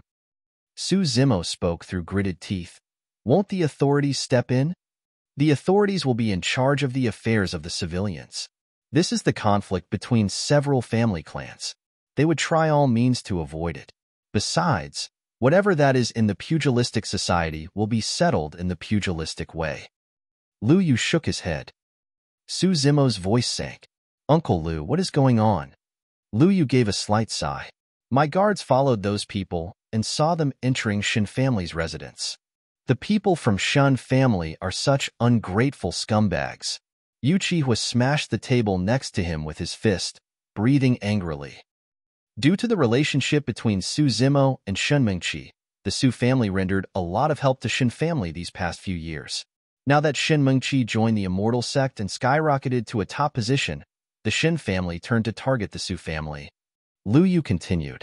I have done some investigations. The Shin family has been preparing to open a restaurant these days. Our restaurant is in their way. Su Zimo was expressionless as he listened to Lu Yu's analysis quietly. Ahem. Uncle Zhang coughed, panting slightly. Although the Shin family is the one who started it, the 3 families might have been adding momentum to it. This is the end of the matter. We shall wait until the young master is back. Do we just put up with it? Yuchihua gritted his teeth. Lu Yu sighed. Let's endure it for now. The fact that the Shin family has risen through the ranks within such a short period of time, I suspect that Connate experts might be working with them. If we go to them without any plan, we might suffer even more casualties. When will young master return? I don't know, but I guess he will be back soon. Su Zimo suddenly said, Uncle Zhang, have a good rest. I will go out to take a breather. That said, Su Zimo turned and left. 3 months ago, Su Zimo's scholarly honors were written off and Shin Mengqi left the town. Zhu Feng was also dead. Su Zimo had been suppressing his anger and frustration at all that had happened. That was why he almost gave in to his urge to kill the ruffian with one stab that night. During this time, under Dai Yu's guidance, Su Zimo had been working hard on his cultivation. But in fact, he had never forgotten his grievances, and he still could not take it lying down. Now that the Su family suffered this misfortune, Uncle Zhang was seriously injured and Uncle Guan died a terrible death. All these events further sparked the anger in Su Zimo's heart. Su Zimo left the Su family's residence. This was his only thought in mind. Those people had gone too far in bullying them. Su Zimo had some vague idea of the differences between connate and postnatal in the pugilistic society. Postnatal and connate were divided into early stage, mid-stage, late stage, and perfected. His older brother, Su Hong, was an early-stage connate expert. Su Zimo had no idea which stage he belonged to. He was clueless as to which expert and from which stage could he handle. In Su Zimo's opinion, he had only cultivated for 3 months. He would not be able to defeat others who had cultivated for more than 10 years. Despite that, Su Zimo had to demand an explanation from the Shin family. After all, he had spent more than 10 years studying. He believed that everything must be based on reasons. The Shin family had to give him an explanation. Shortly after, Su Zimo reached the Shun family's residence. In just 3 months, the Shin family had undergone tremendous changes, changing from an ordinary family to the prestigious Shin family now. On the 2 sides of the vermilion-red door stood 2 majestic stone lions. If Su Zimo did not remember its location by heart, he would never believe that this was Shun Mengqi's house. Su Zimo walked up the stairs. He did not bother to knock, but pushed the door open. At this moment, many people were gathered at Shun family's residence. They were happily drinking, laughing, and chatting with each other. Now that Su Zimo suddenly barged into the residence, the crowd in the courtyard slowly dispersed. Many of them stopped whatever they were doing, staring at Su Zimo with a grim expression on their faces. These people seemed wild and uncultivated, looking ferocious. Their cold and flashing weapons were placed by the side. One of them had sharp eyes and recognized Su Zimo, speaking in a peculiar tone. "Oh, isn't this second young Master Su, the successful candidate in the Imperial Provincial Examination in country of Deqi? Why do you have the time to grace Shin family's residence?" "Haha, you must not have known." Second young Master Su's scholarly honors had been written off. Right now, he is a big idler. The ruffians of the pugilistic society ridiculed Su Zimo one after another. They stared at him with obvious evil intentions, and they hit their weapons against each other to send sparks flying, creating the piercing sounds of metal clashing against each other. If he was just an ordinary scholar, he would have gone limp in his legs at the current situation, where he was surrounded by menacing ruffians. However, Su Zimo maintained the same expression, and he even moved to stand in the center of the courtyard. Back then, when Su Zimo had yet to start cultivating, he was brave enough to confront perfected Song Lang at the unjust treatment. Right now, the ruffians in front of him were worlds apart from perfected golden core. They did not exude the same vigor and aura like him. There was no way that he would be scared of them. Su Zimo maintained a calm expression while his eyes swept across the courtyard, speaking calmly. "I want to see Shun Nan." Shun Nan was Shun Mengqi's older brother. "He, second young Master Su came uninvited. Please pardon me for not welcoming you." The voice was heard first before seeing the person himself. Su Zimo turned his gaze to the direction where the sound was coming from. A man in a white robe slowly walked over from the long corridor of the courtyard. He was all smiles, but he did not make any effort to conceal the mockery in his eyes. Chapter 6 Murder. Chapter 6 Murder. Shin Nan wore a white brocade robe, with a jade hanging at the waist. He seemed like a rich man's son. But everyone in Pingyang town knew of his background. Shin Nan used to be the manager of the Su family's restaurant. He was given the job on account of Su Zimo. Shin Nan took a cup of wine next to him and walked up to stand in front of Su Zimo, passing the cup of wine to him, putting on a fake smile.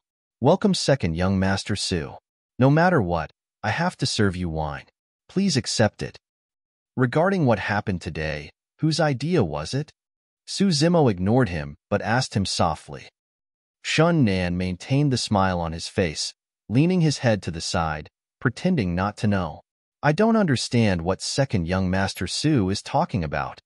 Shun Nan, I want an explanation. Who is the murderer? Su Zimo stared at Shin Nan's eyes, but his tone remained very calm. Shin Nan raised his eyebrow, putting away his smile. He looked upward and finished the cup of wine as he said lightly, It seems that second young Master Su wants to make things difficult. With that, Shun Nan threw the cup in his hand onto the ground, smashing it into pieces. All the ruffians in the courtyard stood up at the sound, unsheathing their weapons from their scabbards. All of them looked menacing and eager to fight. Damn, I can no longer stand this guy. Did he really think that he is a young master? He is merely an inferior class commoner. We gave him a way out, but he refused. I am Imosong. I am the one who slaughtered the man by the surname of Guan. There's me as well. Hee hee.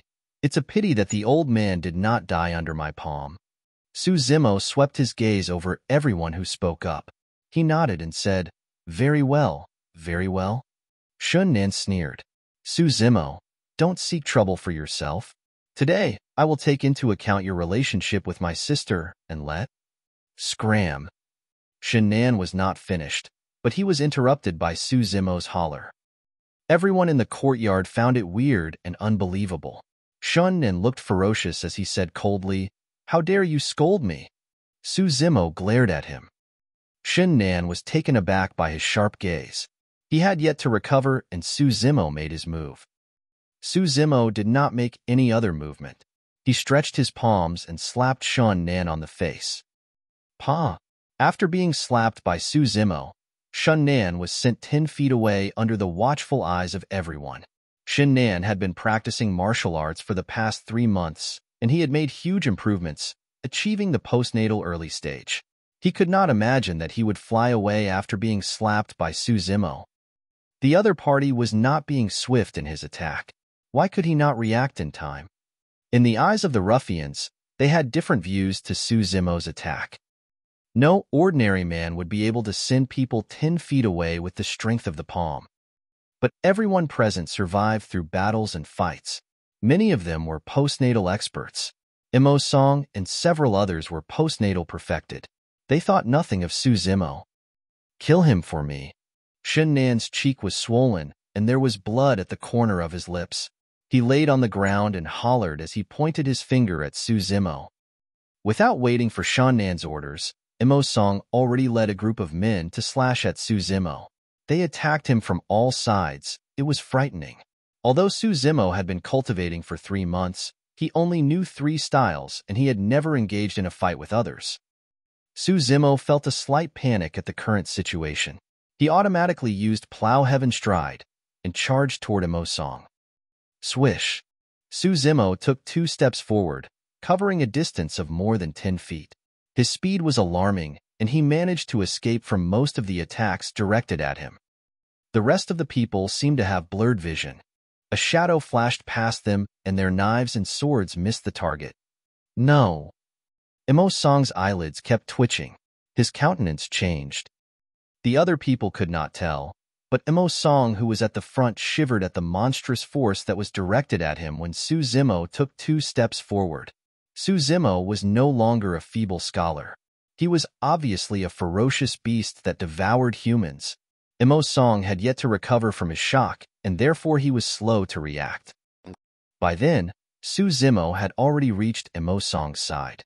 He stretched his arms from under his abdomen, clenching his fists with the joint of his index finger slightly raised, thrusting and pushing forward.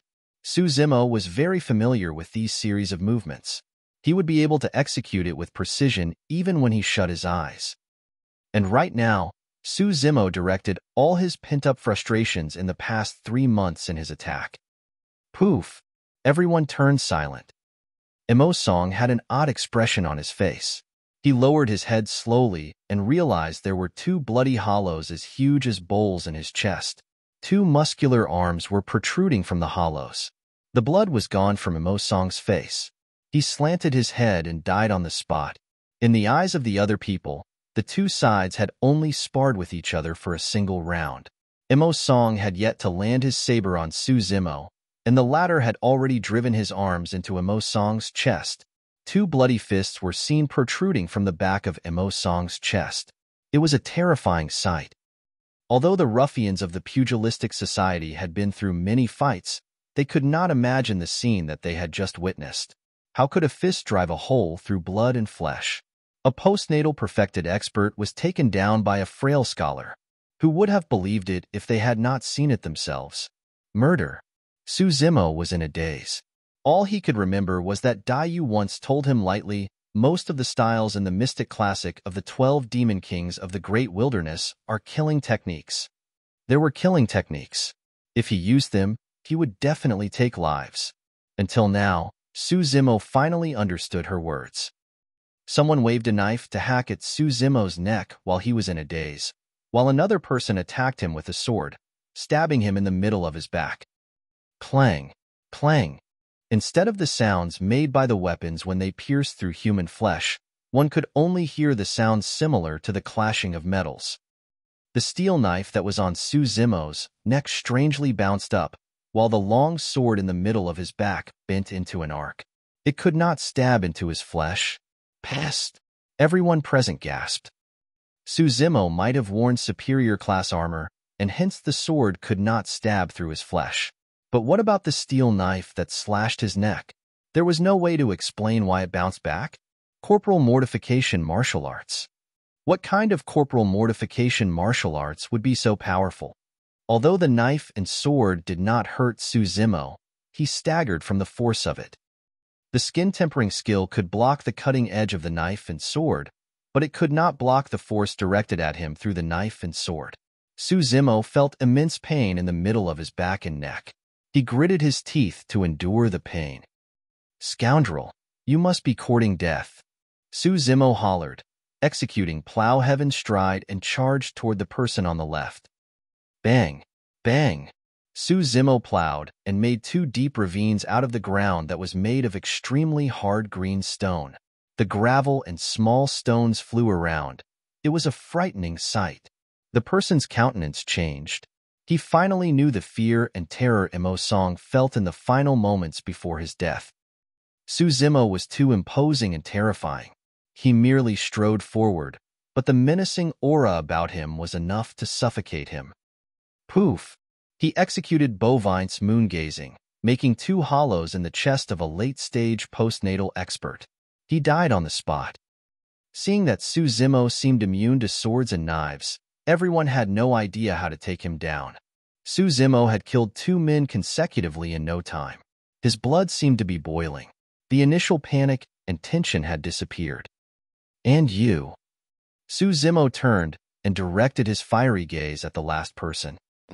The person had boasted of wounding Uncle Zhang just now, but he felt a chill at his back and had goosebumps all over his body now that Su Zimo fixed his gaze on him. Everyone, let's attack him at once. No matter how powerful his corporal mortification martial arts is, he would definitely have a vital gait, and there is a limit to his endurance. The man hollered. Everyone in the courtyard felt like taking him down together, but they were still wary of him. They were frightened by his menacing aura, and they did not attack at once. Ta, ta, ta.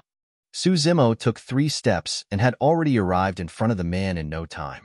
He executed Bovine's moon-gazing without another word. The man already realized that Su Zimo only executed the few styles. Although he was frightened by the sheer power of Plow Heaven's stride, he was able to avoid the attack by dropping to the ground agilely. He did not care to preserve his dignity, but to execute a lazy donkey roll. Bovine's moon-gazing was meant to attack one's waist and upper abdomen. The man counterattacked with the move and was able to avoid Su Zimo's fists. Even so, he could still smell a strong and musty smell of blood in the air, extinguishing all his desire to fight back. Run. He is invincible. The man managed to escape from his Bovine's moon-gazing. Su Zimo watched as his opponent rolled about on the floor, feeling somewhat confused. This was the only movement technique that he knew. If Bovine's moon-gazing was unable to kill the opponent, Suzumo had no other way to defeat him. Right then, a thought came to Suzumo's mind, and he took big strides to catch up with the opponent. Lazy donkey roll might be a brilliant move, and when used occasionally, it was quite effective. However, his speed of rolling on the floor would not be as fast as his running legs. Suzumo roared and caught up to the man in no time. The man heard Suzumo's roar and knew that he was in serious trouble, looking upward at him. His view was blocked by flying gravel and stones. Right then, an enormous force smashed right into his chest. Bang! The next moment, the man smashed against the wall, and he slowly slipped off the wall seconds later. His chest was punctured, and he died on the spot. Suzumo was able to react according to circumstances, using the brute force of Plow Heaven Stride to kick at the man. Killing techniques. Plow Heaven Stride was a killing technique as well. Several experts at the courtyard who were jeering at Suzumo turned silent. There was fear in their eyes. Everyone retreated slowly, for fear that they would be Suzumo's next target. It was understandable that everyone was fearful of him. Suzumo had displayed very formidable prowess.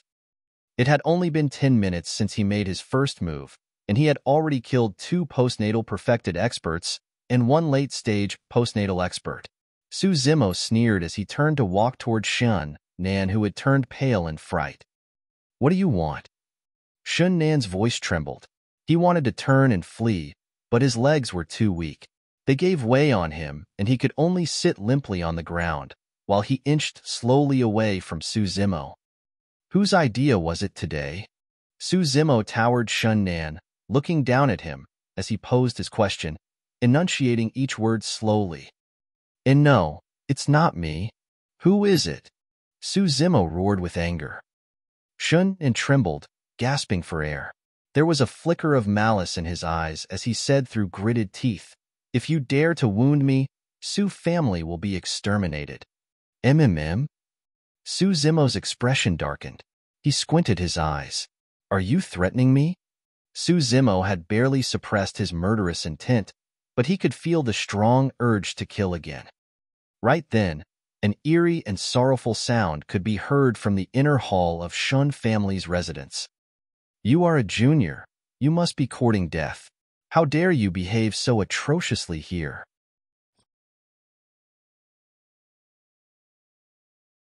Chapter 7. Connate Expert. Chapter 7. Connate Expert. The voice was still resonating, and the figure that was as fast as a ghost swooshed and appeared right before him. Suzumo took a careful look. He was a middle-aged man. His cheeks were gaunt, but he had eagle-like sharp eyes.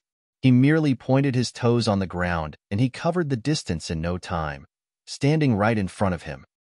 Suzumo was shocked. The middle-aged man was much stronger than the crowd in the courtyard in terms of his movement technique and aura. Connate Expert. Buzz. The middle-aged man hid his hand behind his back. He suddenly stretched out his hand, and it was accompanied by a clear, buzzing sound of the sword. A cold longsword stabbed towards Suzumo's face. The tip of the sword trembled like a flexible, poisonous snake, giving out tongue-lashing sounds. It was disturbing. The sword had yet to reach him, but a gush of cold air blew against his face. Suzumo felt slight pain on his face. Suzumo realized that given the strength and toughness of his skin right now, he could never stop this sword. The power of the Connate Expert was enough to threaten his life. After all, Suzumo barely had any fighting experience. He lost his focus just now and missed the chance to make the first strike. Even if Suzumo executed Bovine's moon-gazing to withstand the force from the sword, his head would already be pierced through by his sword. Retreat. Suzumo had no time to think. He executed Plow Heaven Stride and retreated quickly. Humph! The middle-aged man sneered loudly, increasing his speed, and his sword followed Suzumo right on his heels. There was no way that Suzumo could escape from his advancing sword. The tip of the sword was within distances of Suzumo's face. The situation was very dangerous for Suzumo. Suzumo could only see the glitter of the sword in front of him. His eyes hurt, and he could not help but shed tears. Right then, There was a look of malice in the middle-aged man's eyes. "Oh no, there is the wall right behind me." Su Zimo's heart sank. The courtyard of the Shun family's residence might be spacious, but there was a boundary as well. Both parties were advancing and retreating in a superior speed, and in the blink of an eye, Su Zimo had been forced to retreat to the wall. There was no way to retreat. Even if Su Zimo used brute force to break the wall, there would be a moment of delay. The middle-aged man was able to slash Su Zimo with his sword in that single moment. "Stop!" A figure suddenly barged in from the door, carrying a steel saber in his hand. The figure yelled and charged aggressively towards the middle-aged man. "It's Uncle Lu." Although Su Zimo could not afford the slightest distraction to check the person who arrived, he could tell from the voice the identity of the person. The middle-aged man took a glance and sneered. Lu Yu was only a postnatal perfected. Even if he was a Connate expert, he would not be able to save Su Zimo. There was only a stone's throw distance away between the long sword and Su Zimo. "It's too late. He will die for sure." The middle-aged man snarled lightly. His expression turned cold as he charged forward with his sword. In this moment of life and death, Su Zimo suddenly calmed down. There was not the least bit of panic in his eyes. He was unexpectedly calm, and his senses became sharper than usual. Su Zimo knew very well that he was the only one who was capable of saving himself. Faced with the advancing sword, Su Zimo closed his eyes instead, and the scene of cattle grazing grass in the cultivation field flashed in his mind. Su Zimo raised his palm automatically and rested it on the body of the advancing sword. Rap, hit, pull. Bovine-tongued saber, the most powerful style among the tri-bovine style. Pa! A crisp sound that was as loud as thunder resonated in the courtyard of Shun family's residence. The next moment, everyone froze on the spot. There were confusion, doubt, and disbelief in their eyes. The long sword in the middle-aged man's hands was shattered into multiple fragments. He was left with nothing but the hilt of the sword. The fragments scattered onto the ground. There was a strange brilliance about them. The middle-aged man opened his mouth, his pupil constricted suddenly, as he looked at Su Zimo, who was not far from him. He did not advance. Instead, he retreated a few steps and looked wary. Su Zimo opened his eyes, panting slightly. He looked somewhat confused. Had he survived? Moments ago, Su Zimo finally realized what death felt like. Until now, Su Zimo still felt that everything was surreal. There was a breeze in the air. Su Zimo's back was drenched in perspiration. He was so terrified that he broke out in cold sweats. "Hurry, let's go." Right then, Su Zimo could hear Lu Yu's voice by his ear. Lu Yu pulled him by the arm, and he automatically followed Lu Yu to run out of Shun family's residence. Apart from everyone present in the Shun family's residence, Su Zimo himself was unable to recover himself. He was in a state of confusion as he hung his head and ran with Uncle Lu. Along the way, Lu Yu kept looking at Su Zimo.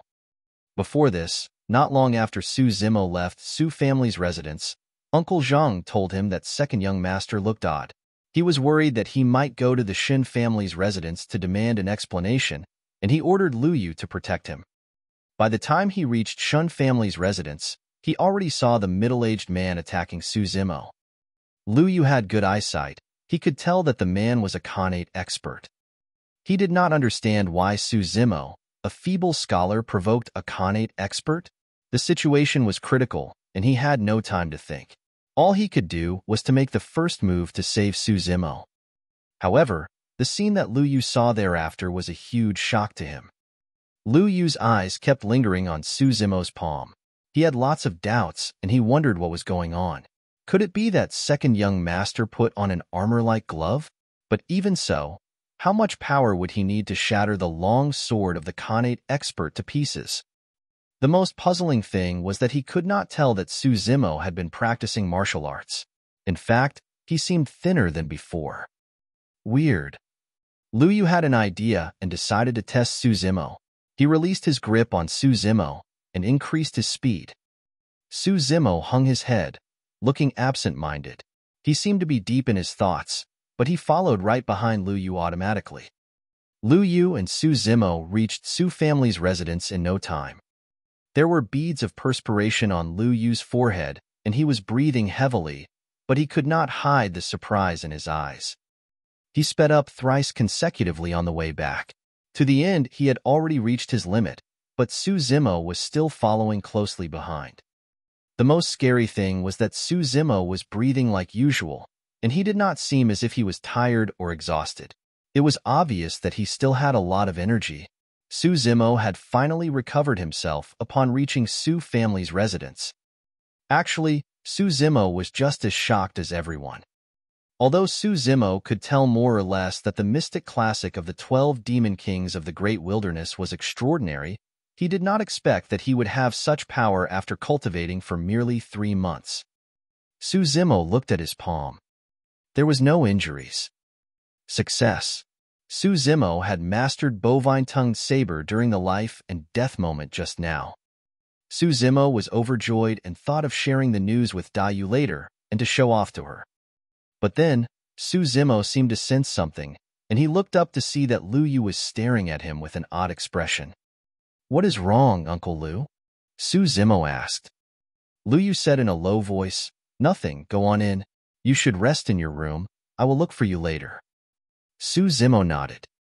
Lu Yu sent Su Zimo away and went directly to Uncle Zheng's room, telling everything that he saw at Shun family's residence to him. Everyone in the room was surprised. If not for the fact that it was Lu Yu who told them, no one would believe it. Could it be that second young master is a Connate expert? Yu Qihua asked. Lu Yu shook his head.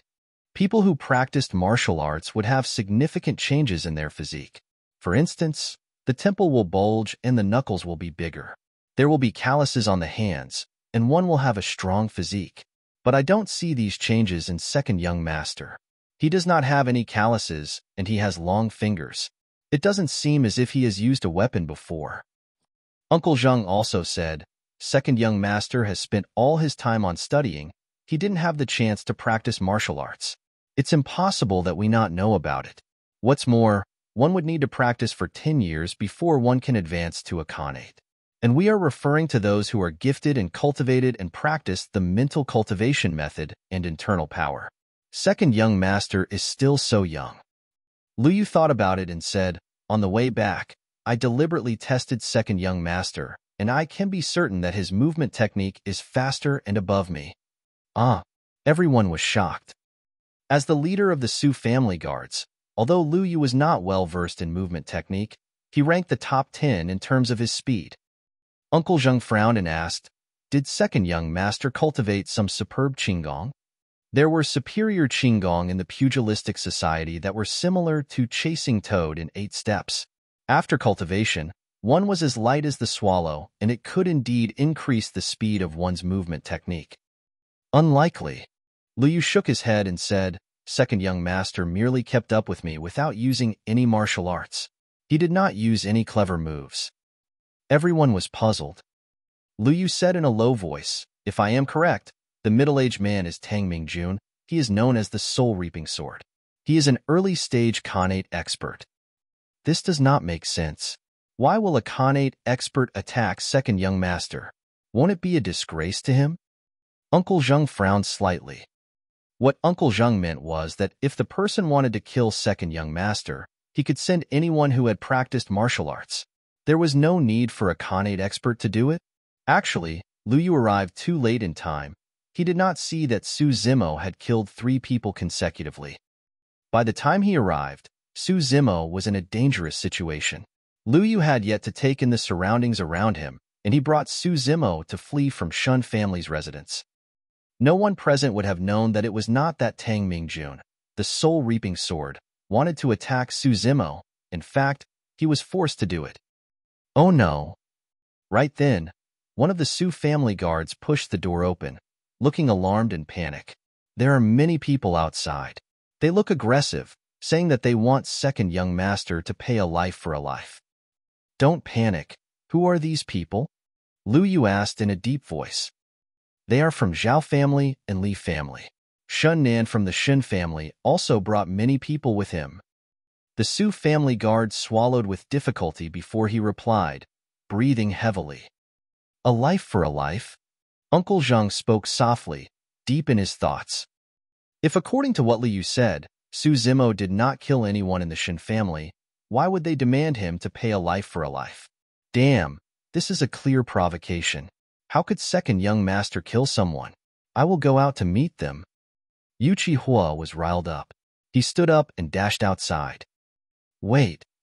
Uncle Zhang coughed before he said softly, help me out. Mr. Zhang, you must not move about so as not to aggravate your injuries. Lu Yu hurried to stop him. Uncle Zhang shook his head. His attitude was firm. He who comes is surely ill-intentioned. Now that young master is not around, I have to take a look no matter what. The few of them from the Su family went out to take a look and their hearts sank. There were hundreds of people outside the residence. All of them looked menacing, and most of them were postnatal pugilistic experts. 3 of them were early-stage Connate experts. Tang Mingjun was one of them. Given Su family's manpower and capabilities now, if they did not deal with this properly, all of them might end up dead.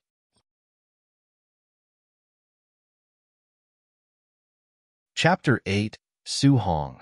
Chapter 8, Su Hong. The burly chap dressed in martial arts outfit standing behind young Master Zhao might be a mid-stage Connate. Everyone, try to take things lying down and don't take the offensive. We must wait until young master is back. Uncle Zhang whispered. Everyone in the Su family was shocked.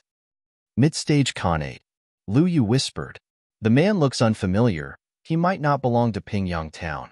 Be on your guard. Where is Su Zimo? Get him to come out. Shun Nin covered his swollen face and shouted angrily. Lu Yu stepped forward and said in a deep voice with cupped fists, What's with the crowd? Why do you want to look for second young master? A young man in a brocade robe, who was one of the leading men, held a folding fan in his hands and smiled.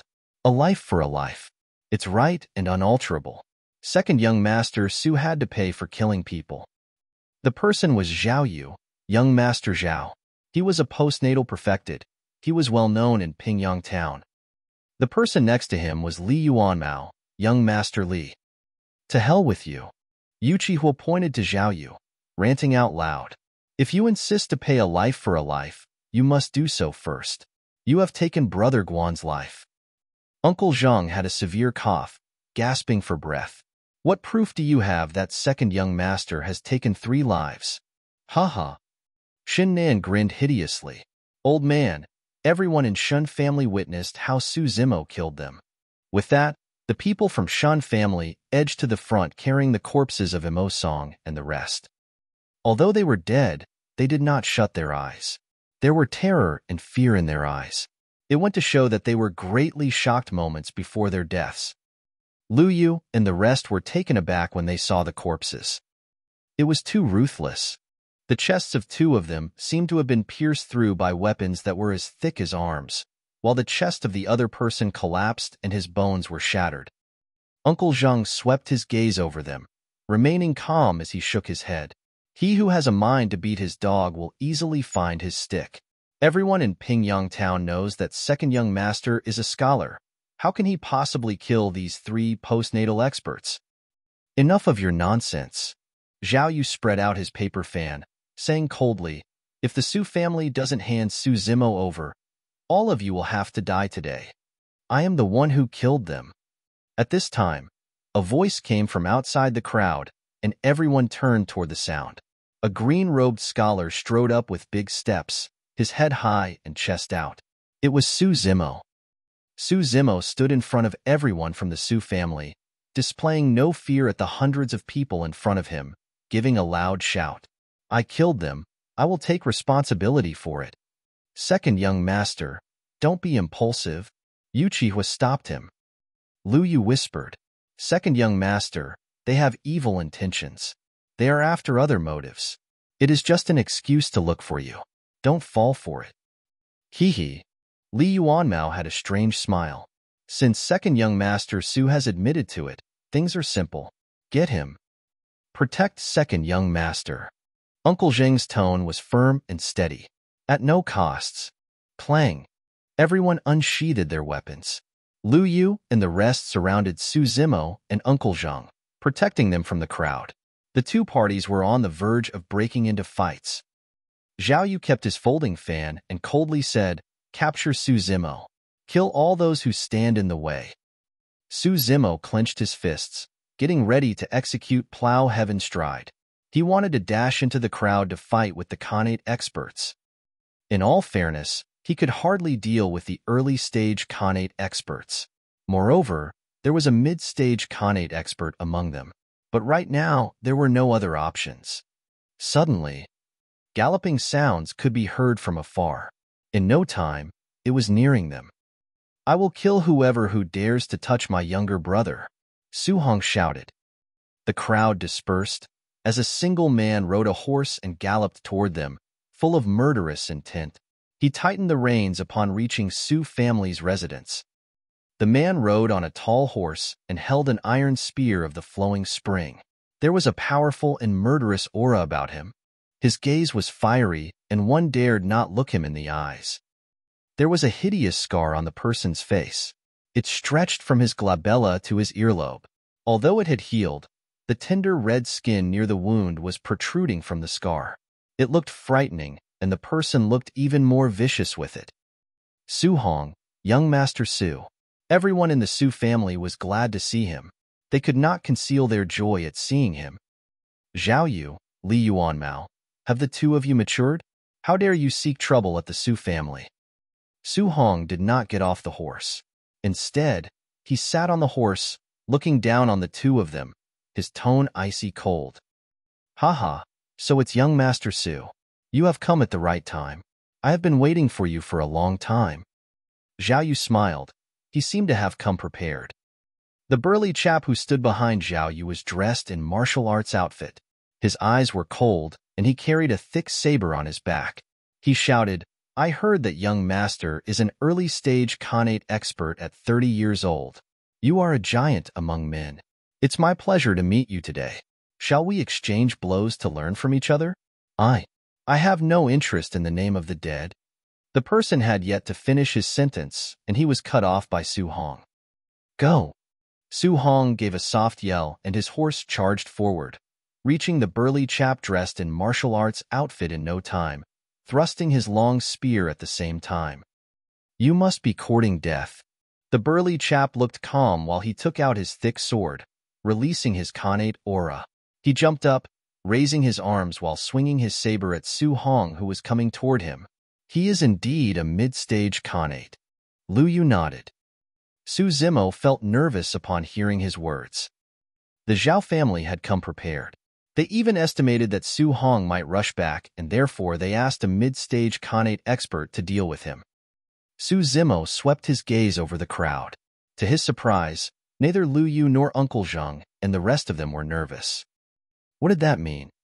He was still pondering when Su Hong and the burly chap exchanged blows. Clang!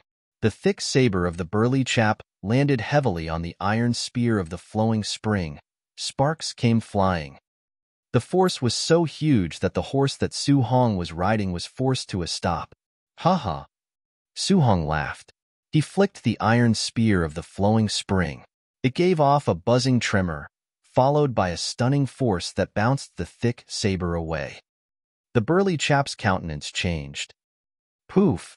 Blood was splattered all over the floor. The burly chap was sent flying by Su Hong's spear, landing on the long street, his blood staining the ground.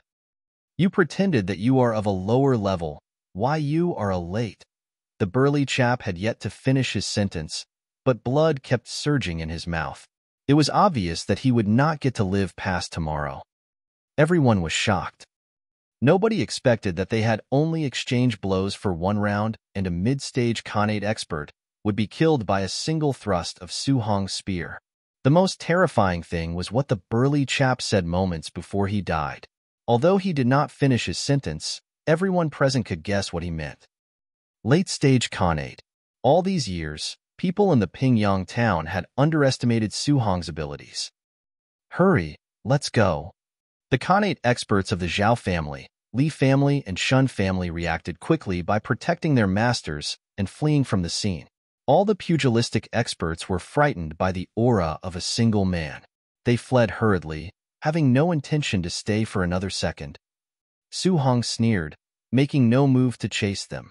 He got down from the horse, nodding at Su Zimo before he said, "Back to the residence." Inner hall of Su family's residence. Su Hong sat in the middle like the master of the house, as Liu gave a report on what happened in Pingyang town these past few months. He would nod occasionally as he listened to him. Su Zimo sat at the side, with his head lowered, keeping silent. Before this, his older brother never allowed him to enter the inner hall, and he never participated in such meetings. After Liu Yu was done with his report, Su Hong's gaze landed on Su Zimo. He asked in a deep voice, "Did you really kill the 3 postnatal experts from Shin family?" "Yes." Su Zimo hesitated slightly before he admitted it. Bang! Initially, Su Hong was seated on a chair, but then he stood up suddenly, placing his feet on the ground, letting off a loud sound. He reached Su Zimo in no time, and he punched in his direction. This happened too quickly. Everyone in the inner hall, let alone Su Zimo, could react in time. Su Zimo was startled. He had yet to recover from his shock, and he automatically stretched out his palm, landing on Su Hong's fist. Rap, hit, and he was about to execute Bovine-tongued saber. But right then, Su Zimo remembered the scene when he shattered the long sword of the Connate expert at Shun family's residence. The power of Bovine-tongued saber had just been executed, and Su Zimo stopped in mid-tracks. Bang! There was a loud sound as the palm and fist clashed with each other. The chair that Su Zimo was sitting on broke into pieces. Su Zimo lost his balance under the impact of the strike. He was about to sit back on the floor when he released the power of Plow Heaven Stride automatically. Su Zimo sank, and it seemed as if his entire body was lying flat on the ground. However, his legs did not move a single inch, and he was rooted into the ground. Su Zimo exerted strength at his waist and legs at the same time and stood up. His move was really brilliant, and everyone in the inner hall could not help but be amazed. There was a sparkle in Su Hong's eyes. He kept nodding as he smiled. Good, good. You have done a good job by killing them." Su Zimo knew that his older brother was testing him just now. Right at the moment when the palm and fist collided, he could feel that his older brother had cut back on the force exerted. Of course, Su Zimo did not use all his force. He stopped in mid-tracks as well. Su Zimo knew the power of Bovine-tongued saber. He dared not use it on his older brother. "Zimo, you should go back to rest. It is nothing to lose the scholarly honors. There are plenty of good ladies in the world. Don't take it to heart. Xiaoning will be back from Songlang City soon. If you have time, do keep her company." Su Xiaoning was Su Zimo's younger sister. She was 2 years younger than him. She was sent by Su Hong to study at Songlang City as well. Su Zimo smiled as he agreed to it. He then turned to leave. Su Hong watched as Su Zimo left. He remained silent for a long while, seeming to have mixed feelings. "Young master?" Liu Yu asked softly. Su Hong recovered himself, speaking softly. "I don't think Zimo is cultivating any internal power. He used his body strength to withstand the impact from my fist just now. I have heard from others that some people are born with immense strength. Second young master could be such people." Liu Yu was glad. Su Hong smiled. "This is not just a matter of strength. When we sparred just now, I felt pain in my arm. It was as if it has been distorted. I suppose he did not use his full force." Yu Qihua said, "Since second young master is so capable, why don't we tell him about our origin and our intention?" "No." Su Hong shook his head. His attitude was firm. "Previously I forbade Zimo from learning martial arts, as I don't want him to be embroiled in it. I don't intend to live, but nothing must happen to Zimo and Xiaoning. This is final. I will hear no more about it." Uncle Zheng sighed. "I watched second young master as he grew up. Given his intelligence, I am afraid he has already discovered something amiss. He won't know as long as we keep it a secret."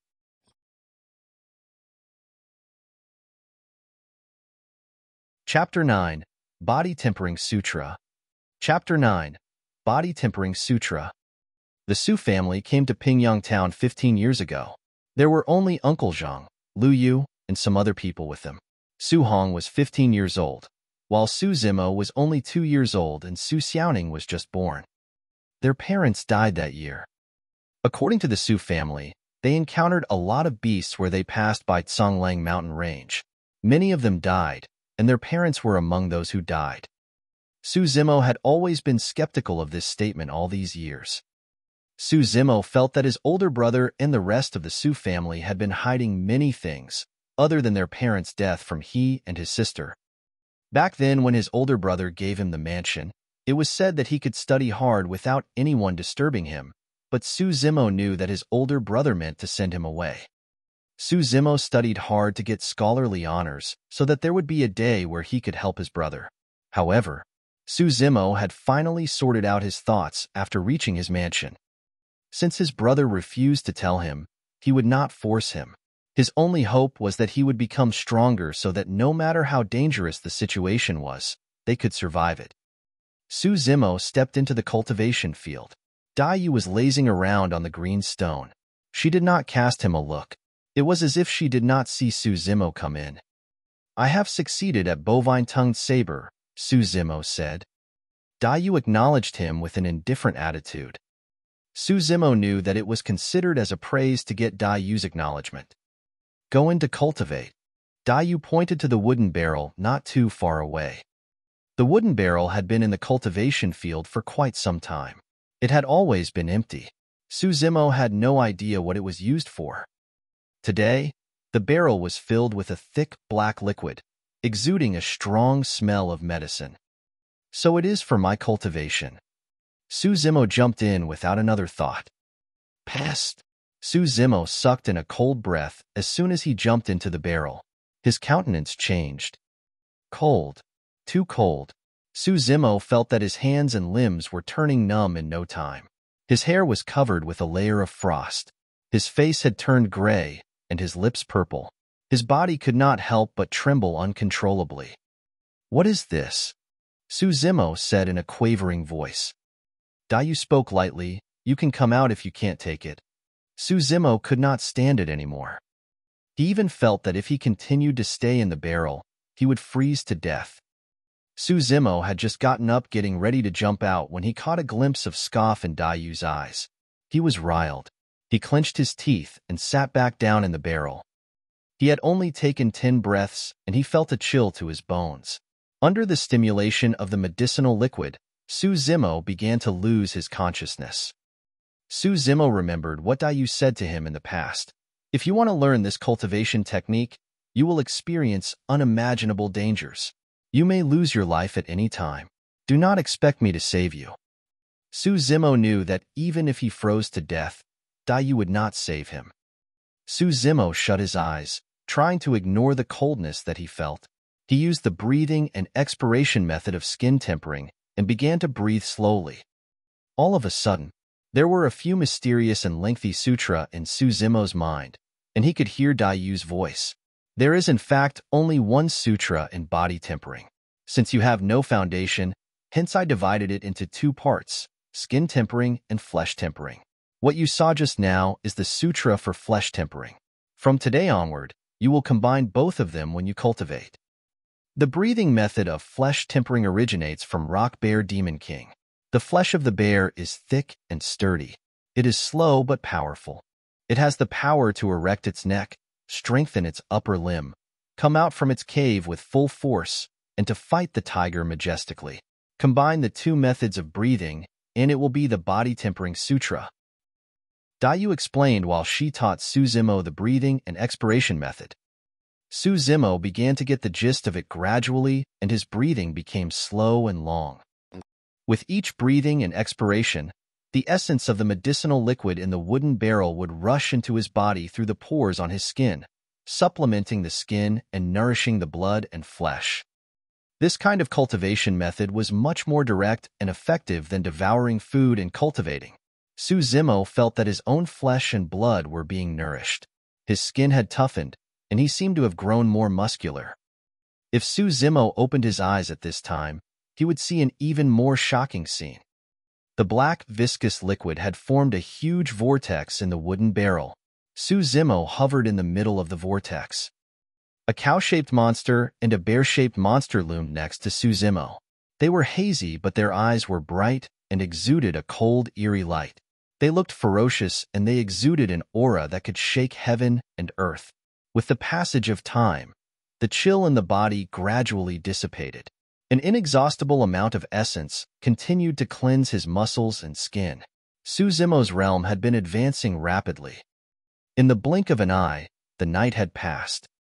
Suzimo opened his eyes and was surprised to find that the liquid in the wooden barrel had become transparent and was as clear as water.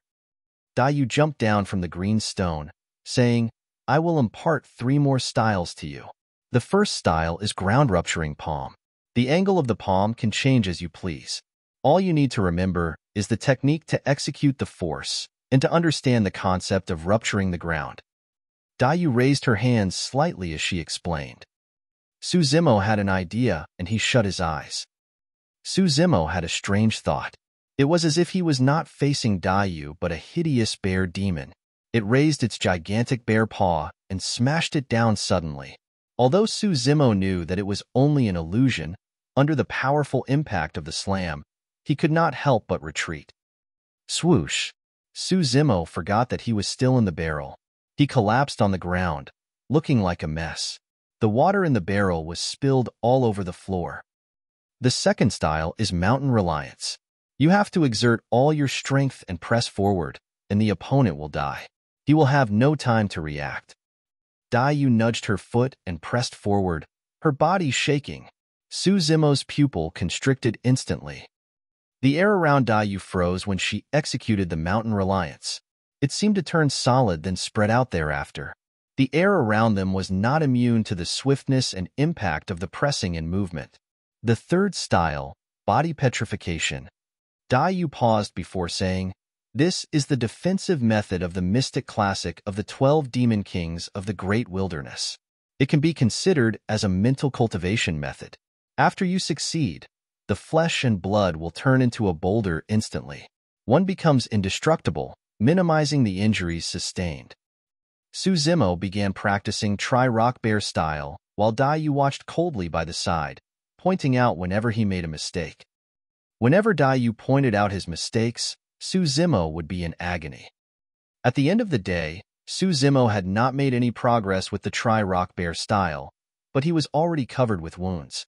He had bruises all over his body, and he was drenched in perspiration, lying down drained of all energy on the grass, panting heavily.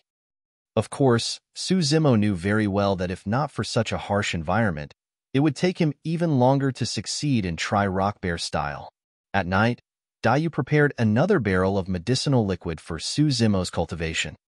The amazing part was that, regardless of how heavily injured Suzimo was in the day, after cultivating in the wooden barrel for a night, he would be alive and healthy in the day, and he would not have any scars on his body. In the next 3 months, Suzimo slaughtered cattle and ate them, practicing Tri-Rock Bear style in the day and going into the wooden barrel at night, practicing his breathing and expiration under the stimulation of the medicinal liquid. Suzimo gritted his teeth to endure the endless cultivation. Under such a harsh cultivation environment, Suzimo had a deeper understanding of body tempering Sutra. He was able to reach initial success at his ground-rupturing palm and mountain reliance. However, he did not make much progress with body petrification. Suzimo's skin had changed from the rough texture when he first practiced Bovine style to being smooth and delicate. It was as if he had regained the natural state. His skin looked as fair as jade, but in fact it was even tougher than before. Suzimo had become more muscular, and his body was firm and sturdy. He seemed to become taller. Although he was only 17 years old, he was more than 6 feet tall, similar to Dayu's height. 3 months ago, when Suzimo tried his hand at Shun family's residence, he was slashed by swords in the fight. Although he did not sustain any external injuries, the impact from the saber and sword still caused damage to his muscles, and he was in pain for a long time. Right now, Suzimo surmised that if he was stabbed by postnatal perfected experts, it would not cause any damage to him. After cultivating body tempering, and through half a year of tough practice, his body was similar to swords and sabers. Of course, These were not the only changes he underwent after cultivating body tempering. He had immense strength and amazing speed. There was a sharpness in his gaze. All these brought about a transformation in Su Zimo. This morning, Su Zimo walked out of the cultivation field. He changed into a green robe, tidied up, and went to the Su family's residence. Su Xiaoning would be back today. Regardless of whether it was Su Zimo, Su Hong, or anyone else in the Su family, everyone doted on her and could not bear for her to suffer any grievances. Su Zimo reached Su family's residence in no time. Second young master is back. The people in Su family were delighted and greeted him warmly. Su Zimo smiled and nodded at them. After recuperating for 3 months, Uncle Zheng's injuries had healed, but he seemed much older than before. Brother is not around again? Su Zimo asked casually. Uncle Zheng smiled. He is caught up with business recently. He had to take care of the business and won't be able to make it back today. Su Zimo and Uncle Zheng chatted in the hall while waiting for Su Xiaoning to return. 2 hours had passed. 4 hours. Noon had passed. Songlang City was not too far from Pingyang Town. It would take at most 2 hours to reach by foot. But right now, Su Xiaoning had yet to come back. Su Zimo turned solemn. There was a cold glitter in his eyes. Uncle Zheng frowned, thinking before he shouted. Lu Yu. Here. Uncle Zheng said in a deep voice, bring some men to Songlang City and check whether Miss Su has set off or not. Report to me if there's any news. No need. Su Zimo waved his hands. He knew his sister best. Su Xiaoning had been very obedient since a young age. She would never do things that would cause her family to be worried. Since Su Xiaoning had yet to reach Pingyang Town, there was only one explanation. She had run into mishap. Su Zimo stood up slowly, his expression cold. Uncle Zheng and Lu Yu could feel a suffocating pressure at his single movement. These two people had been through multiple fights and battles and had many experiences where they had a close brush with death. They had no fear even when they faced immortals or thousands of army. But right now, they could not help but tremble with fear when facing Su Zimo. Second young master has indeed changed. Uncle Zheng and Lu Yu stared at each other, having the same thought. Report, Shan Nan from the Shin family is outside the door, seeking entry. One of the Su family guard shouted. Uncle Zheng took in a deep breath. Let him in. Hee, how are all of you doing? Shortly after, Shan Nan, who was clad in white, strolled in smilingly. Su Zimo did not utter a word. His eyes narrowed slightly as he stared at Shan Nan. Shan Nan's heart skipped a beat. For some unknown reason, Shan Nan felt like being targeted by a ferocious tiger and a starving wolf. He might be torn into pieces in a blink of an eye. I am only here to send a message. Zhao family and Li family wanted to invite the 2 young masters of Su family to a banquet, Shan Nan hurried to say, feeling somewhat guilty. Su Zimo came to Shin Nan's side, saying calmly, my brother is not in, I will go with you. Second young master, there must be something funny about the banquet. You must not go. Lu Yu hurried forward and whispered to Su Zimo's ears. Su Zimo swept his gaze at him. Lu Yu bowed his head and said through clenched teeth, Second young master, I will go with you. Su Xiaoning was missing and the Zhao family suddenly invited Su Hong and Su Zimo to a banquet. It was obvious that it was an ambush. He might not make it back alive, but he would never stand by while second young master went alone to fight the enemy. Lu Yu, young master Zhao, has said that he only invited the 2 young masters from Su family. No one is to go with him, otherwise Shan Nan did not finish his sentence, but it was obvious that he was threatening them. Lead the way, Su Zimo said coolly. Shin Nan gave Uncle Zheng and Lu Yu a provocative look before he sneered and swaggered away from Su family's residence. Mr. Zheng, what do we do? Should I bring people to attack then? Nothing must happen to second young master. Lu Yu was anxious. No. Uncle Zheng shook his head, frowning. The other party is obviously ready. Right now, the Zhao family's residence is full of danger. Given our current strength, we will not be able to compete with them. Uncle Zheng paused for a long while before he said in a deep voice, get the nearest black armored cavalry to come as soon as possible. But will they be able to arrive in time? Lu Yu asked. I have no idea. Uncle Zheng sighed. Right now, we can only hope that second young master and Miss Su can hold on for as long as possible. This is the only solution.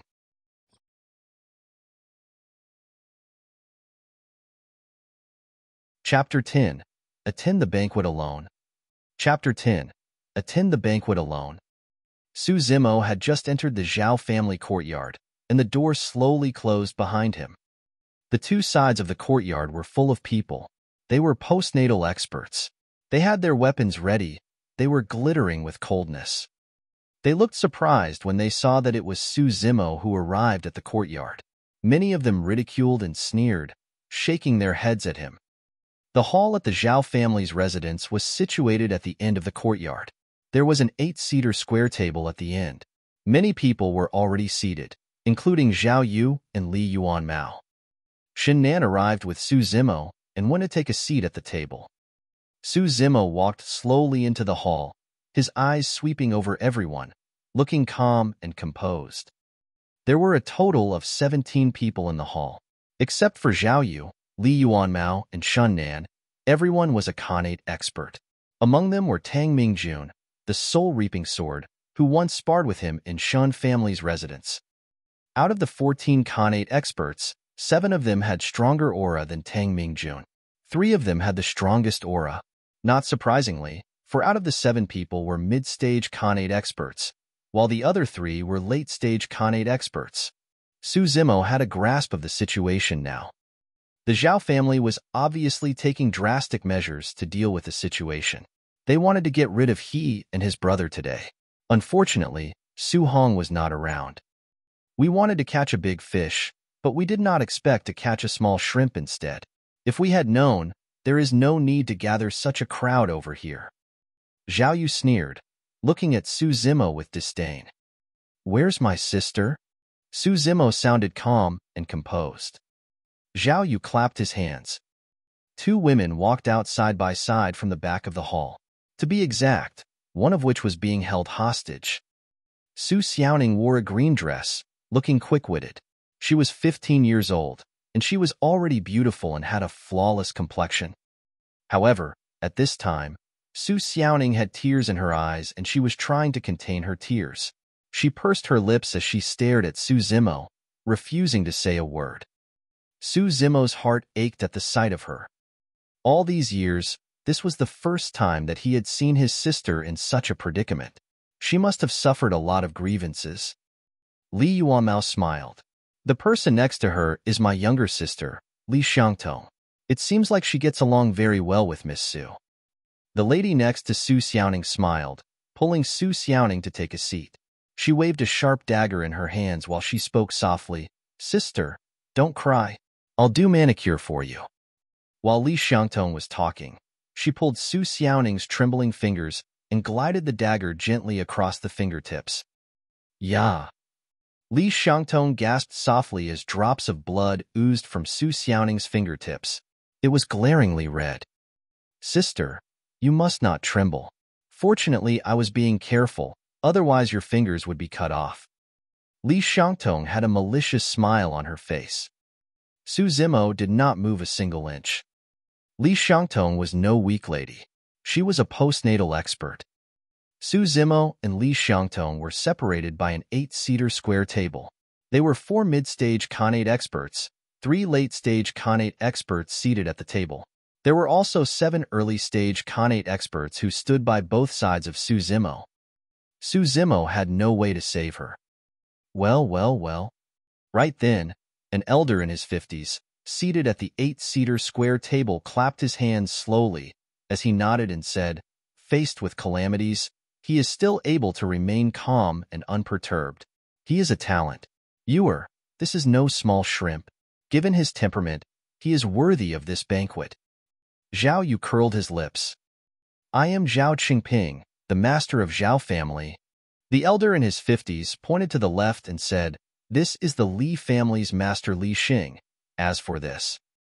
Zhao Qingping looked to the right, saying in a deep voice, this is Zhang Yao, swordsman Zhang from Zhonglang City. People hailed him as Thunderbolt Saber. The person who died under Su Hong's spear 3 months ago was swordsman Zheng's junior martial brother. These three were late-stage Connate experts. Su Zimo remained composed as he spoke slowly. The family should not be implicated in the pugilistic affairs. Will the few of you let her go, and I will stay behind to accompany you? Hee, you are not considered as part of the pugilistic society. You are merely an inferior commoner. Li Yuanmao smiled and made a dig at him. Zhao Yu spoke in a peculiar tone. It is all right if it is your brother, Su Hong, but you are not qualified. Brother, run. Su Xiaoning had barely said a few words, and her mouth was covered by Li Xiangtong. She could only utter a few sounds, her tears rolling uncontrollably down her cheeks. Zhao Qingping sighed. I am an elder, and I don't want to lower myself to your level and deal with a junior like you. However, the Su family has been too arrogant. Su Zimo spoke with mockery. One should fight openly for any disputes between the family clans. The Su family would not shy from it. Aren't you worried that you will be a laughingstock by doing these insidious things? Haha. Li Xing, the master of the Li family, laughed and shook his head.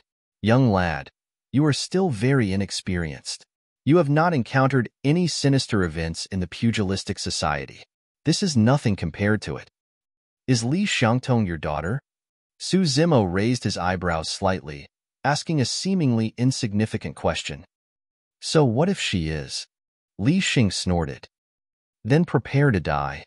A loud snarl that sounded like thunder resonated in the hall. In the meantime, Su Zimo strode forward, releasing the impact of plowing the heavens. The 8-seater square table was overturned in no time, smashing to pieces. It was too fast. No one would have thought that under such circumstances, Su Zimo would make the first move even when he was unable to save himself. Everyone except Zhao Yu and 2 others were Connate experts. They reacted quickly and grabbed their weapons, advancing towards Su Zimo, shouting in anger, "What an audacious junior!"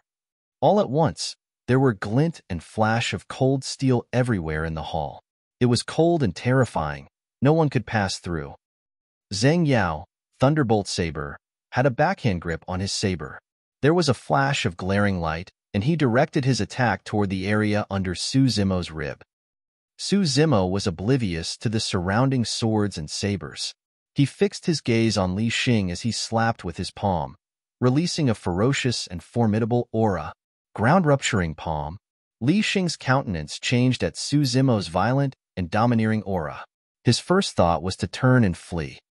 His years of experience in the pugilistic society told him that if he did not flee, he would definitely die.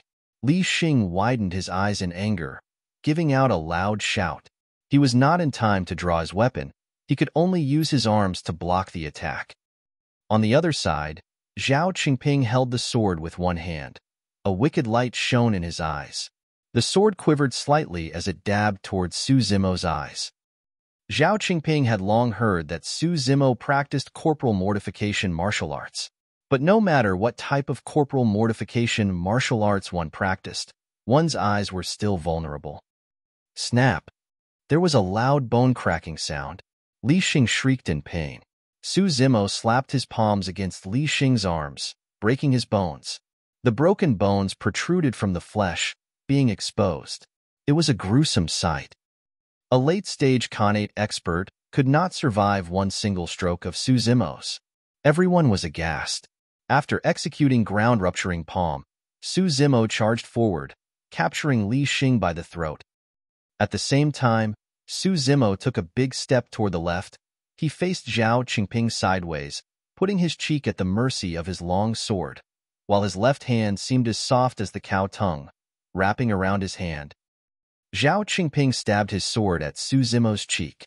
However, it did not pierce through his skin. Instead, it bent into an arc at the strong force. Pust! His corporal mortification martial arts is so powerful? Zhao Qingping was shocked. He knew that things were not going well, and he made a move to retreat. Right then, Su Zimo's palm rested on Zhao Qingping's arm that had yet to retract. Rap, hit, pull. Poof! Nothing could be seen except bits and pieces of flying flesh and spurting blood. The tendons and bones of Zhao Qingping had been shattered to pieces by Su Zimo's palm. The arm was being abruptly pulled out from the shoulder. Zhao Qingping fell to the ground, staring in shock at the blood spewing from the broken arm, howling in pain. Bang! Bang! Bang! At the same time, all the swords and sabers that were swinging at Su Zimo bounced back. Although Su Zimo's clothes had been chopped to pieces, there was no blood on his body. Impenetrable? All the Connate experts could not get past Su Zimo's defense even with their weapons. Poof! Right then, there was an abrupt sound of weapons cutting into flesh.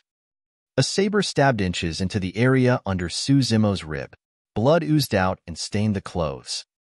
Regardless of whether it was Su Zimo or Zheng Yao who grabbed the saber, both were stunned momentarily. Su Zimo did not expect that someone could break through his defense. Zheng Yao thought that he would kill Su Zimo with one stab. Instead, the saber was stuck and he could not move at all. Zheng Yao was hailed as Thunderbolt Saber in the pugilistic society, not because he is good with his saber. Instead, it was his saber that was famous. It was extremely sharp. It could cut a strand of hair and split metal as if it were made of soil. To his surprise, the Thunderbolt Saber did not stab through Su Zimo's flesh. Instead, it seemed to hit upon a boulder and was faced with a lot of resistance. In the end, the saber was stuck in between flesh. This was the power of body tempering. Zheng Yao retracted the Thunderbolt Saber and retreated a few steps. He did not continue to advance. Zheng Yao was wary of Su Zimo after seeing how he crushed Zhao Qingping's arm. Moreover, although the stab did not result in serious injuries, Su Zimo was wounded. He believed Su Zimo would be drained of energy eventually, and he would not be able to walk out of Zhao family's residence alive. Stop! Stop! Li Xiangtong and Su Zimo shouted at the same time. Since Su Zimo made the first move, it had only been a short while since all the postnatal experts in the courtyard rushed to join in the fight. By the time Li Xiangtong realized what was happening, her father had already been captured by Su Zimo. Li Xiangtong grabbed the dagger and placed it against Su Xiaoning's fair neck, giving a faint shout. "Let my father go." Su Zimo squeezed Li Xing's throat. Li Xing could not resist as the bones in his arms had been shattered. His face turned a reddish purple, and he made gasping sounds. "Let my sister go and I will let him off," Su Zimo said lightly. Su Zimo had made up his mind from the moment he ascertained Li Xing's identity. It was impossible to save Su Xiaoning right away. If anything went wrong, Su Xiaoning might die. Su Zimo dared not take the gamble. But it was relatively easy to catch everyone by surprise and capture Li Xing. "Su Zimo, don't force me. If my hands shake slightly, your sister will have a wound on her face." Li Xiangtong dangled her dagger in front of Su Xiaoning's eyes. Su Zimo smiled, revealing a row of fine white teeth. "If you dare to touch her, I will annihilate the Li family." Su Zimo sounded very calm. It did not seem like a threat. Instead, he seemed to be telling a fact. He sounded domineering, like it was unquestionable. Li Xiangtong's heart jumped a beat. She felt unsettled at Su Zimo's tone and expression. She had no doubts of Su Zimo's capability. Given what happened so far, once Su Zimo escaped from this place, the Zhao family and the Li family would never have peace. He was much more terrifying and vicious than Su Hong. Who exactly is the person that we have provoked? Why did we provoke him? Li Xiangtong was full of regrets.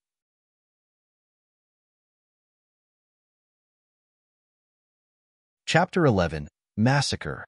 Chapter 11. Massacre. The two sides fell into a stalemate. Anyone could tell that Li Xiangtong was in a state of confusion and did not know what to do. Li Xiangtong looked toward her brother, Li Yuanmao, automatically, wanting to seek help from him. Li Yuanmao was about to say something when there was a drastic change in his expression. There was terror and fear in his eyes. Li Xiangtong's heart plummeted at the sight of Li Yuanmao's odd expression.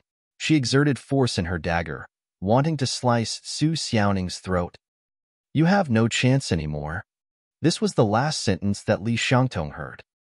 Li Xiangtong felt that someone had a death grip on her wrist. It was close to being squashed to pieces. She had no idea since when Su Zimo had reached her side. That was a pair of cold and murderous eyes, causing palpitations to who saw it. Bang! Li Xiangtong was sent flying into the air by Su Zimo's kick. She was already dead when she was mid-air. The turn of events was so fast that no one had time to react. When Li Xiangtong glanced sideways at her brother, Su Zimo had already exerted force in his fingers, squashing Li Xing's throat, and executed Plow Heaven stride to come next to Li Xiangtong, saving Su Xiaoning from her. Li Yuanmao was scared stiff. This was supposed to be an ambush on the two brothers of the Su family. They were very sure of success. But in the blink of an eye, among the three late-stage Connate experts, one died and one was injured. Zheng Yao was the only one left. Su Xiaoning trembled slightly. She sobbed as she stared at Su Zimo. There was fear, panic, and a distant look in her eyes. Su Zimo's eyes turned soft, a smile on his face. He tore a piece of cloth from his clothes and covered Su Xiaoning's eyes gently. He turned the cloth for a few rounds before he tied them together. "Don't be afraid. I will bring you home." Su Zimo spoke softly in his sister's ears. Zheng Yao witnessed the scene. He was not in a hurry to attack. Instead, he felt more assured.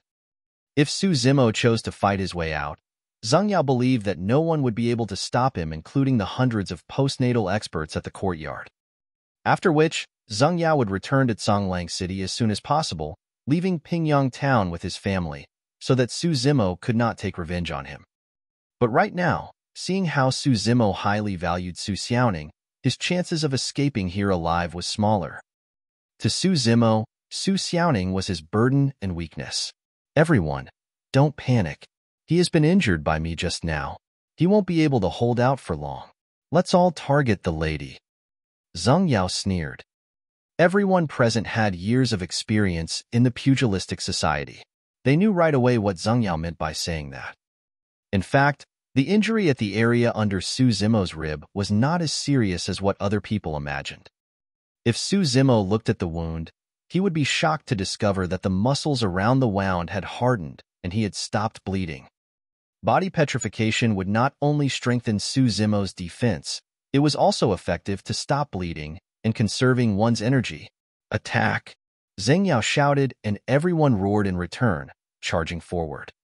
Su Zimo protected Su Xiaoning in his embrace, exposing his back to all the pugilistic experts. Bang! Bang! Bang!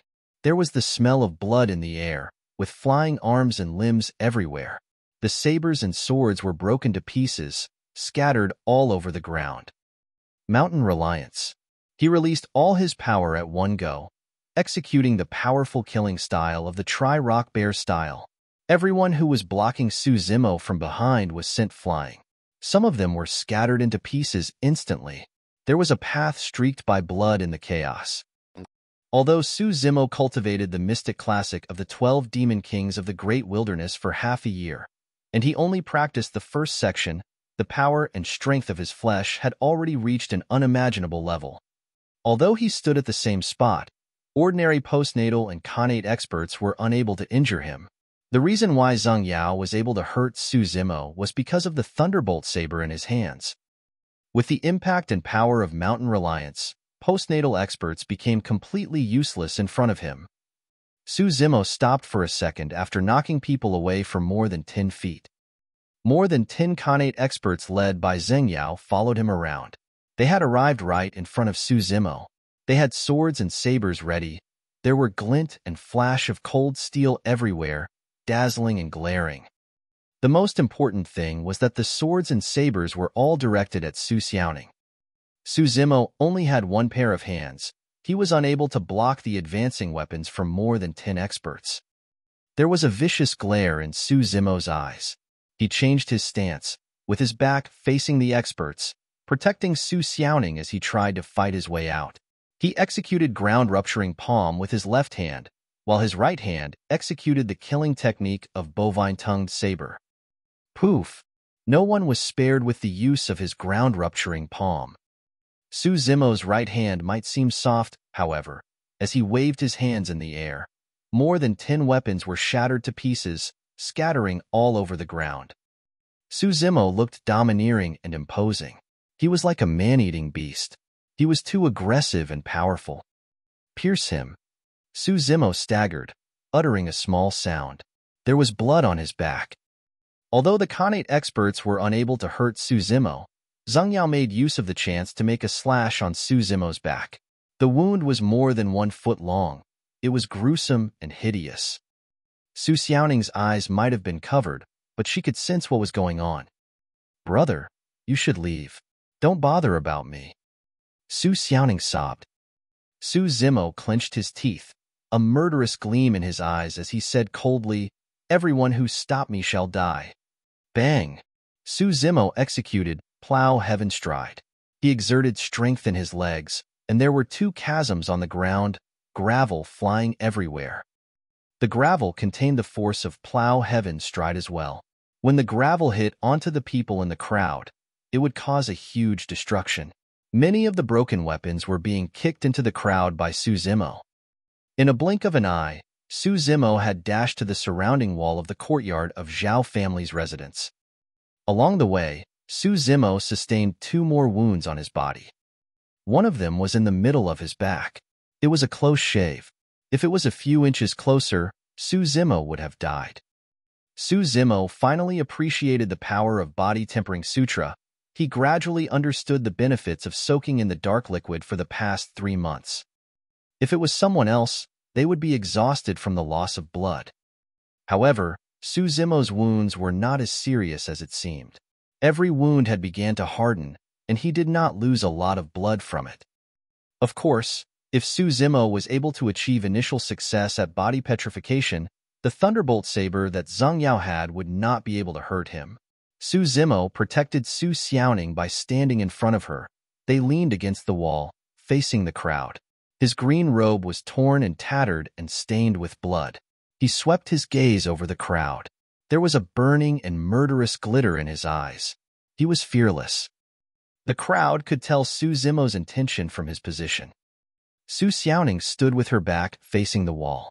Suzumo no longer had to worry about the enemies attacking her from the back and was able to launch an aggressive attack on the enemies.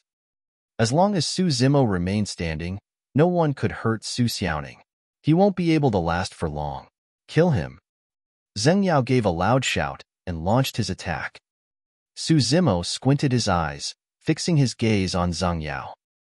Zheng Yao was the only one among the crowd who posed a threat to him. To be exact, it was his thunderbolt saber that was able to threaten him. Swish! The long saber broke through the crowd. It was a fearsome sight. Suzumo was oblivious to all the other weapons. He stretched his palm and held the thunderbolt saber. Rap, hit, pull. Zheng Yao's countenance changed. He yelled before the thunderbolt saber was grabbed away from him. If other weapons were being shrouded by the power of bovine-tongued saber, they would have shattered to pieces. But thunderbolt saber was still intact and it landed in Suzumo's hands. Suzumo grabbed the saber with the backhand, waving it around, blocking the advancing weapons. Clang, clang, clang. All the advancing weapons were cut into 2 pieces by thunderbolt saber. Good saber. Suzumo laughed loudly. He took a big stride forward, swinging the saber at Tang Mingjun, who lunged toward him. Tang Mingjun's pupil constricted. There was no way to dodge. Blades of light flashed. Tang Mingjun was cut into 2 pieces by Suzumo, blood spewing everywhere. Suzumo did not know any saber techniques, but the body-tempering sutra was meant to cultivate one's body. If his body was powerful and fast enough, although he did not know of any proper strokes, he would be able to cause great damage. After striking with the saber, Suzumo returned to his spot right away, guarding Su Xiaoning. Zheng Yao lost his thunderbolt saber, but there were still hundreds of people advancing on Suzumo. However, they could not pose any threat to him. The situation had changed subtly. No matter how the crowd attacked Suzumo, they could not hurt him at all. Whenever Suzumo had the chance, he would take the initiative to attack and kill 1 or 2 people. Suzumo was invincible when he had no weapons. Now that he had Thunderbolt Saber with him, his power was redoubled. The people who besieged Suzimo gradually reduced. Initially, there were a dozen Connate experts, but right now only 4 of them were trying their best to hold off Suzimo's attack. The reason why they did not retreat was because they hoped that Suzimo would be drained of his energy eventually. After all, one would not have endless amounts of energy. Moreover, everyone had witnessed it for themselves that Suzimo had several wounds on his body. This fight had lasted for nearly 4 hours. If it was someone else, given that he had several wounds on his back, and he had been engaging in intense brawls, he would have died from excessive blood loss. But Suzimo did not seem the least exhausted. All along, Suzimo had a ferocious gleam in his eyes. Even after engaging in the fight for 4 long hours, his gaze seemed to be burning and he was stronger after more fights. Not knowing how long had passed, Suzimo held Su Xiaoning's hands after chopping yet another man. Together they advanced toward the crowd slowly, looking awe-inspiring. While Suzimo advanced, Zhang Yao and the rest retreated step by step, fear and terror evident in their eyes. All of a sudden, the crowd realized that the predators had become the prey. Suzimo lowered his head, looking at the long saber that was still dripping with blood, saying softly, "All of you shall not leave today."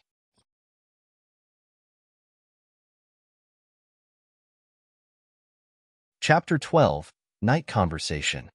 Chapter 12, Night Conversation. The ground shook turbulently. Thunderous sounds of hooves could be heard. Under the sunset, a group of steel-armored cavalry, armed with long spears, charged into Pingyang town ferociously. The leader was Lu Yu, the guard of the Su residence. "Hurry, hurry!" Lu Yu urged the army constantly, his forehead perspiring and his expression full of anxiety. It had been 3 hours since Suzimo left the Su residence. At the moment, even the calm and collected Uncle Zheng revealed great worries in his eyes. Lu Yu's gaze focused on a few people nearby with ghastly pale faces fleeing in panic towards his direction. They seemed to be terrified. These few people are the guards of the Zhao family.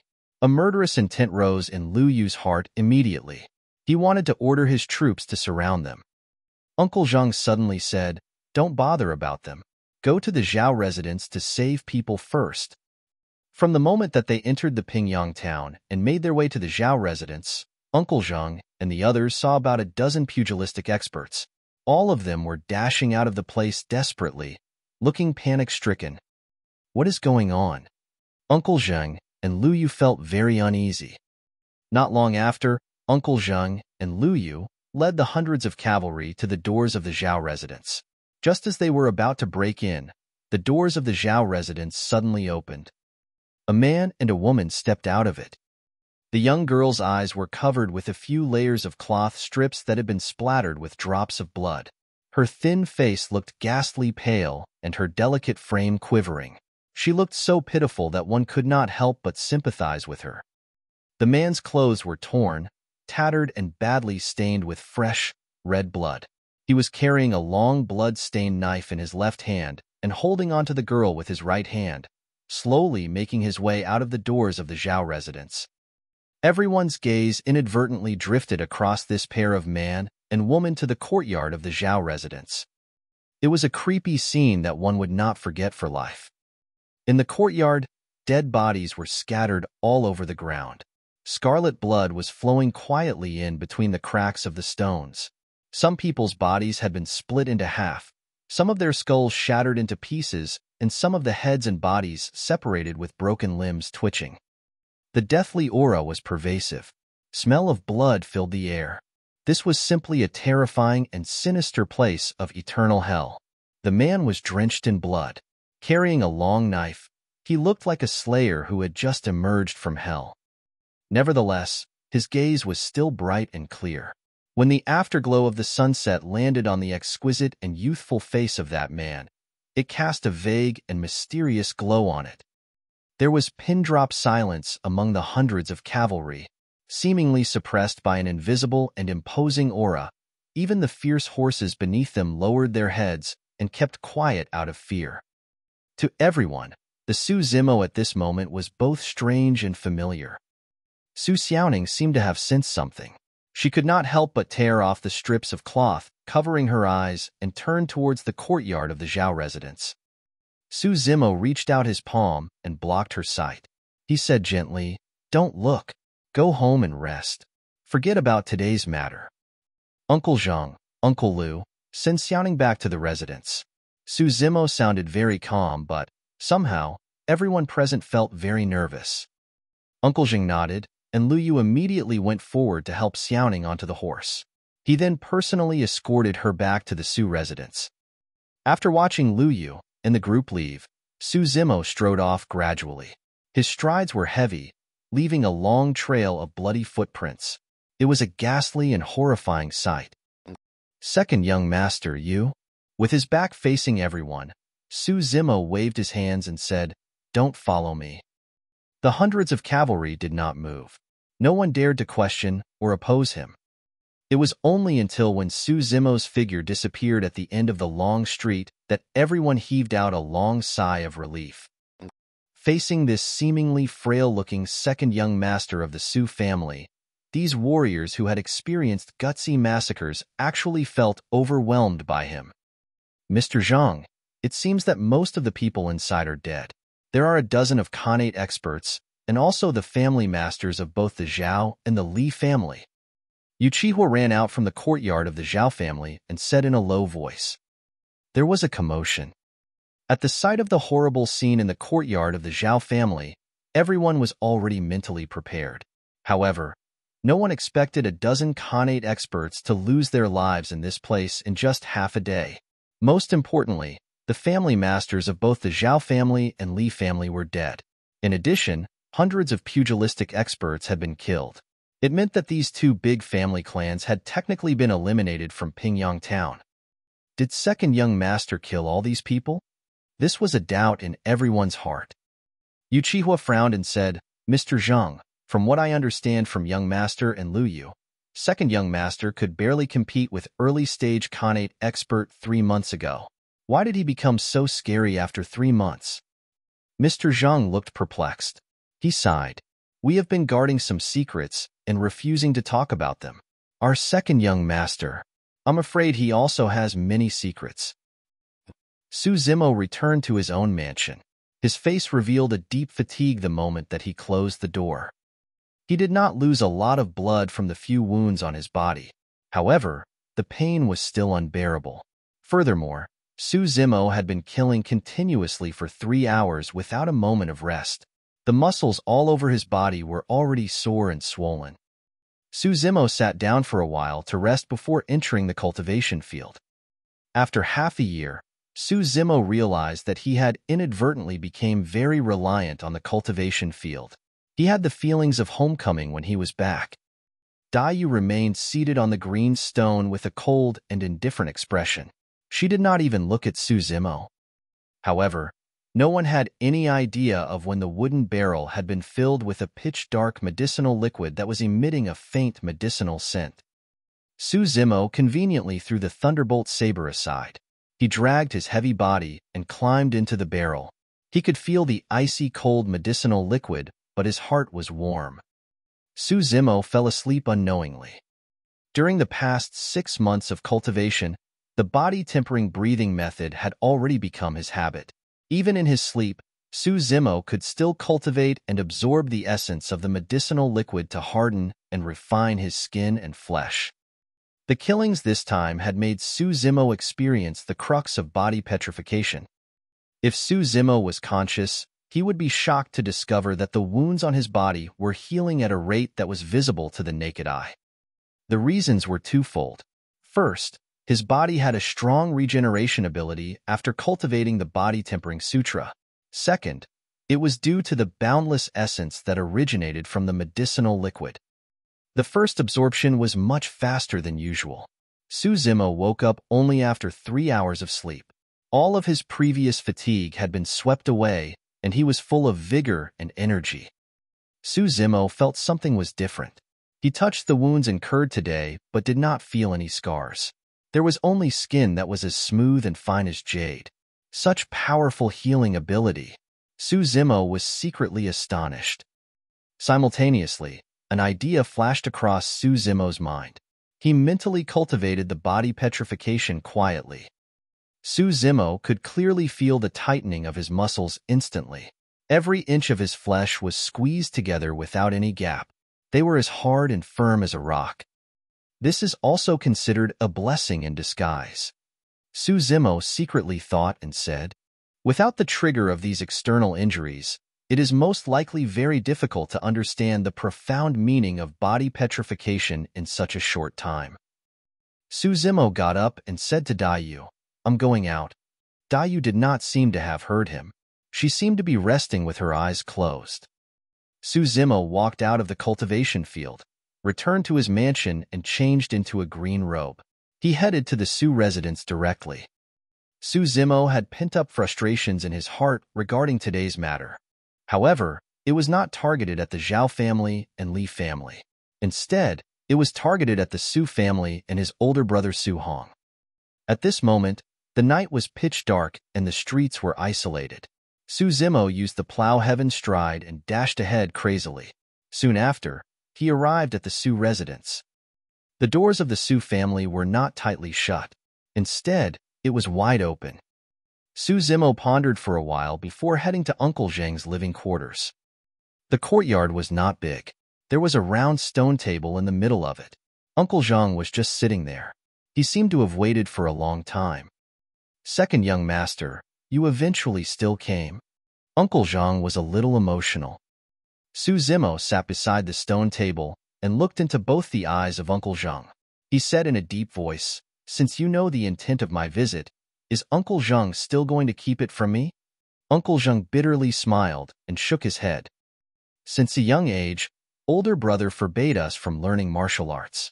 He sent me away to study and forbade us from intervening in the family business. There are too many things. Older brother had intentionally or unintentionally distanced Xiaoning and me from the Su family. Xiaoning is simple and innocent and doesn't sense it. But I have long noticed this. Su Zimo said softly, if Xiaoning had learned martial arts since she was a child, today's matter might not have happened. I can tell that those people behind Uncle Zhang today are all postnatal experts who had been through countless fights and battles. Since our family clan has such strength and power, why didn't we reveal them earlier? What business is older brother into? Is he only selling horses? Why did he go to the country of Yin and not country of Deqi to do business? Uncle Zhang looked like he was in a difficult position. He wanted to say something but held back his tongue. The two faced each other in silence. The atmosphere was becoming increasingly stifling. Su Zimo's words were startling when he spoke suddenly. Were my parents murdered by someone? Uncle Zhang's countenance suddenly changed. However, it reverted to normal in the next moment. Uncle Zhang, Zimo is not the once frail and weak scholar. I believe you have also seen it yourself. What exactly is the Su family afraid of? Who is the Su family's enemy? Tell me. Su Zimo held onto Uncle Zhang's arm, his eyes shining sinisterly and coldly. Uncle Zhang gave a long sigh.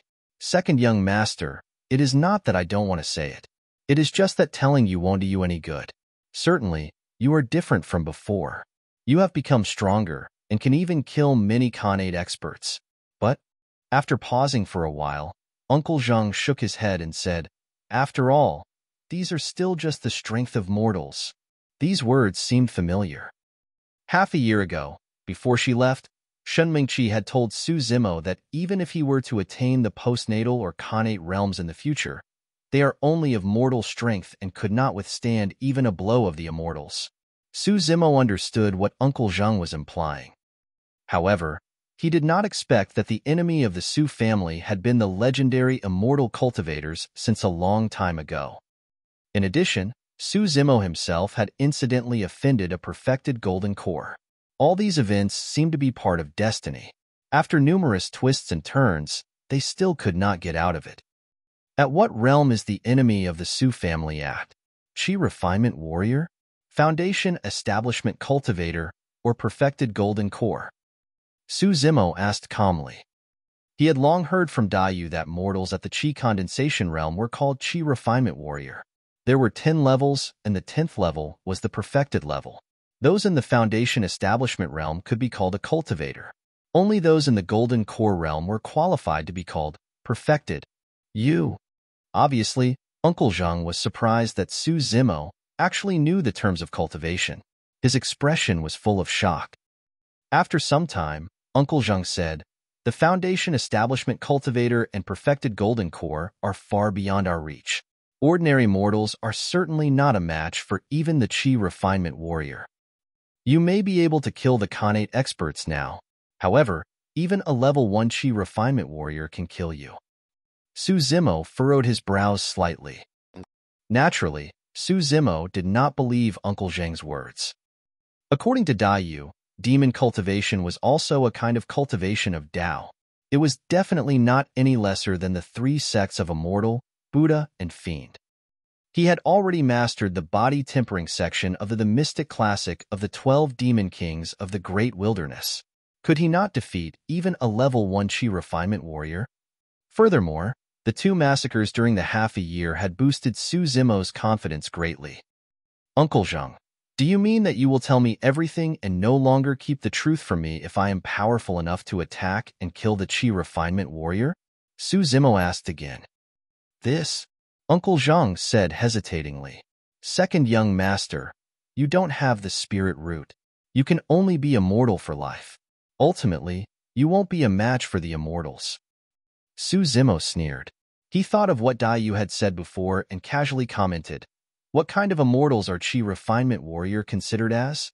Even the perfected Golden Core dare not be so impudent to call themselves immortal." When Dai said this, Su Zimo was stunned and speechless by her supercilious and domineering aura that belittled the heaven and earth. Now, Uncle Zhang had the same expression on his face. His jaws dropped slightly and his face was filled with shock. "Let's wait for young master to be back before we talk about this again." Uncle Zhang finally spoke. "Okay, I will ask older brother when he is back." Su Zimo did not stay behind. He turned and left. You're tuning in to the Warrior Lore YouTube channel. Don't forget to subscribe and join us on this journey to catch the most captivating stories.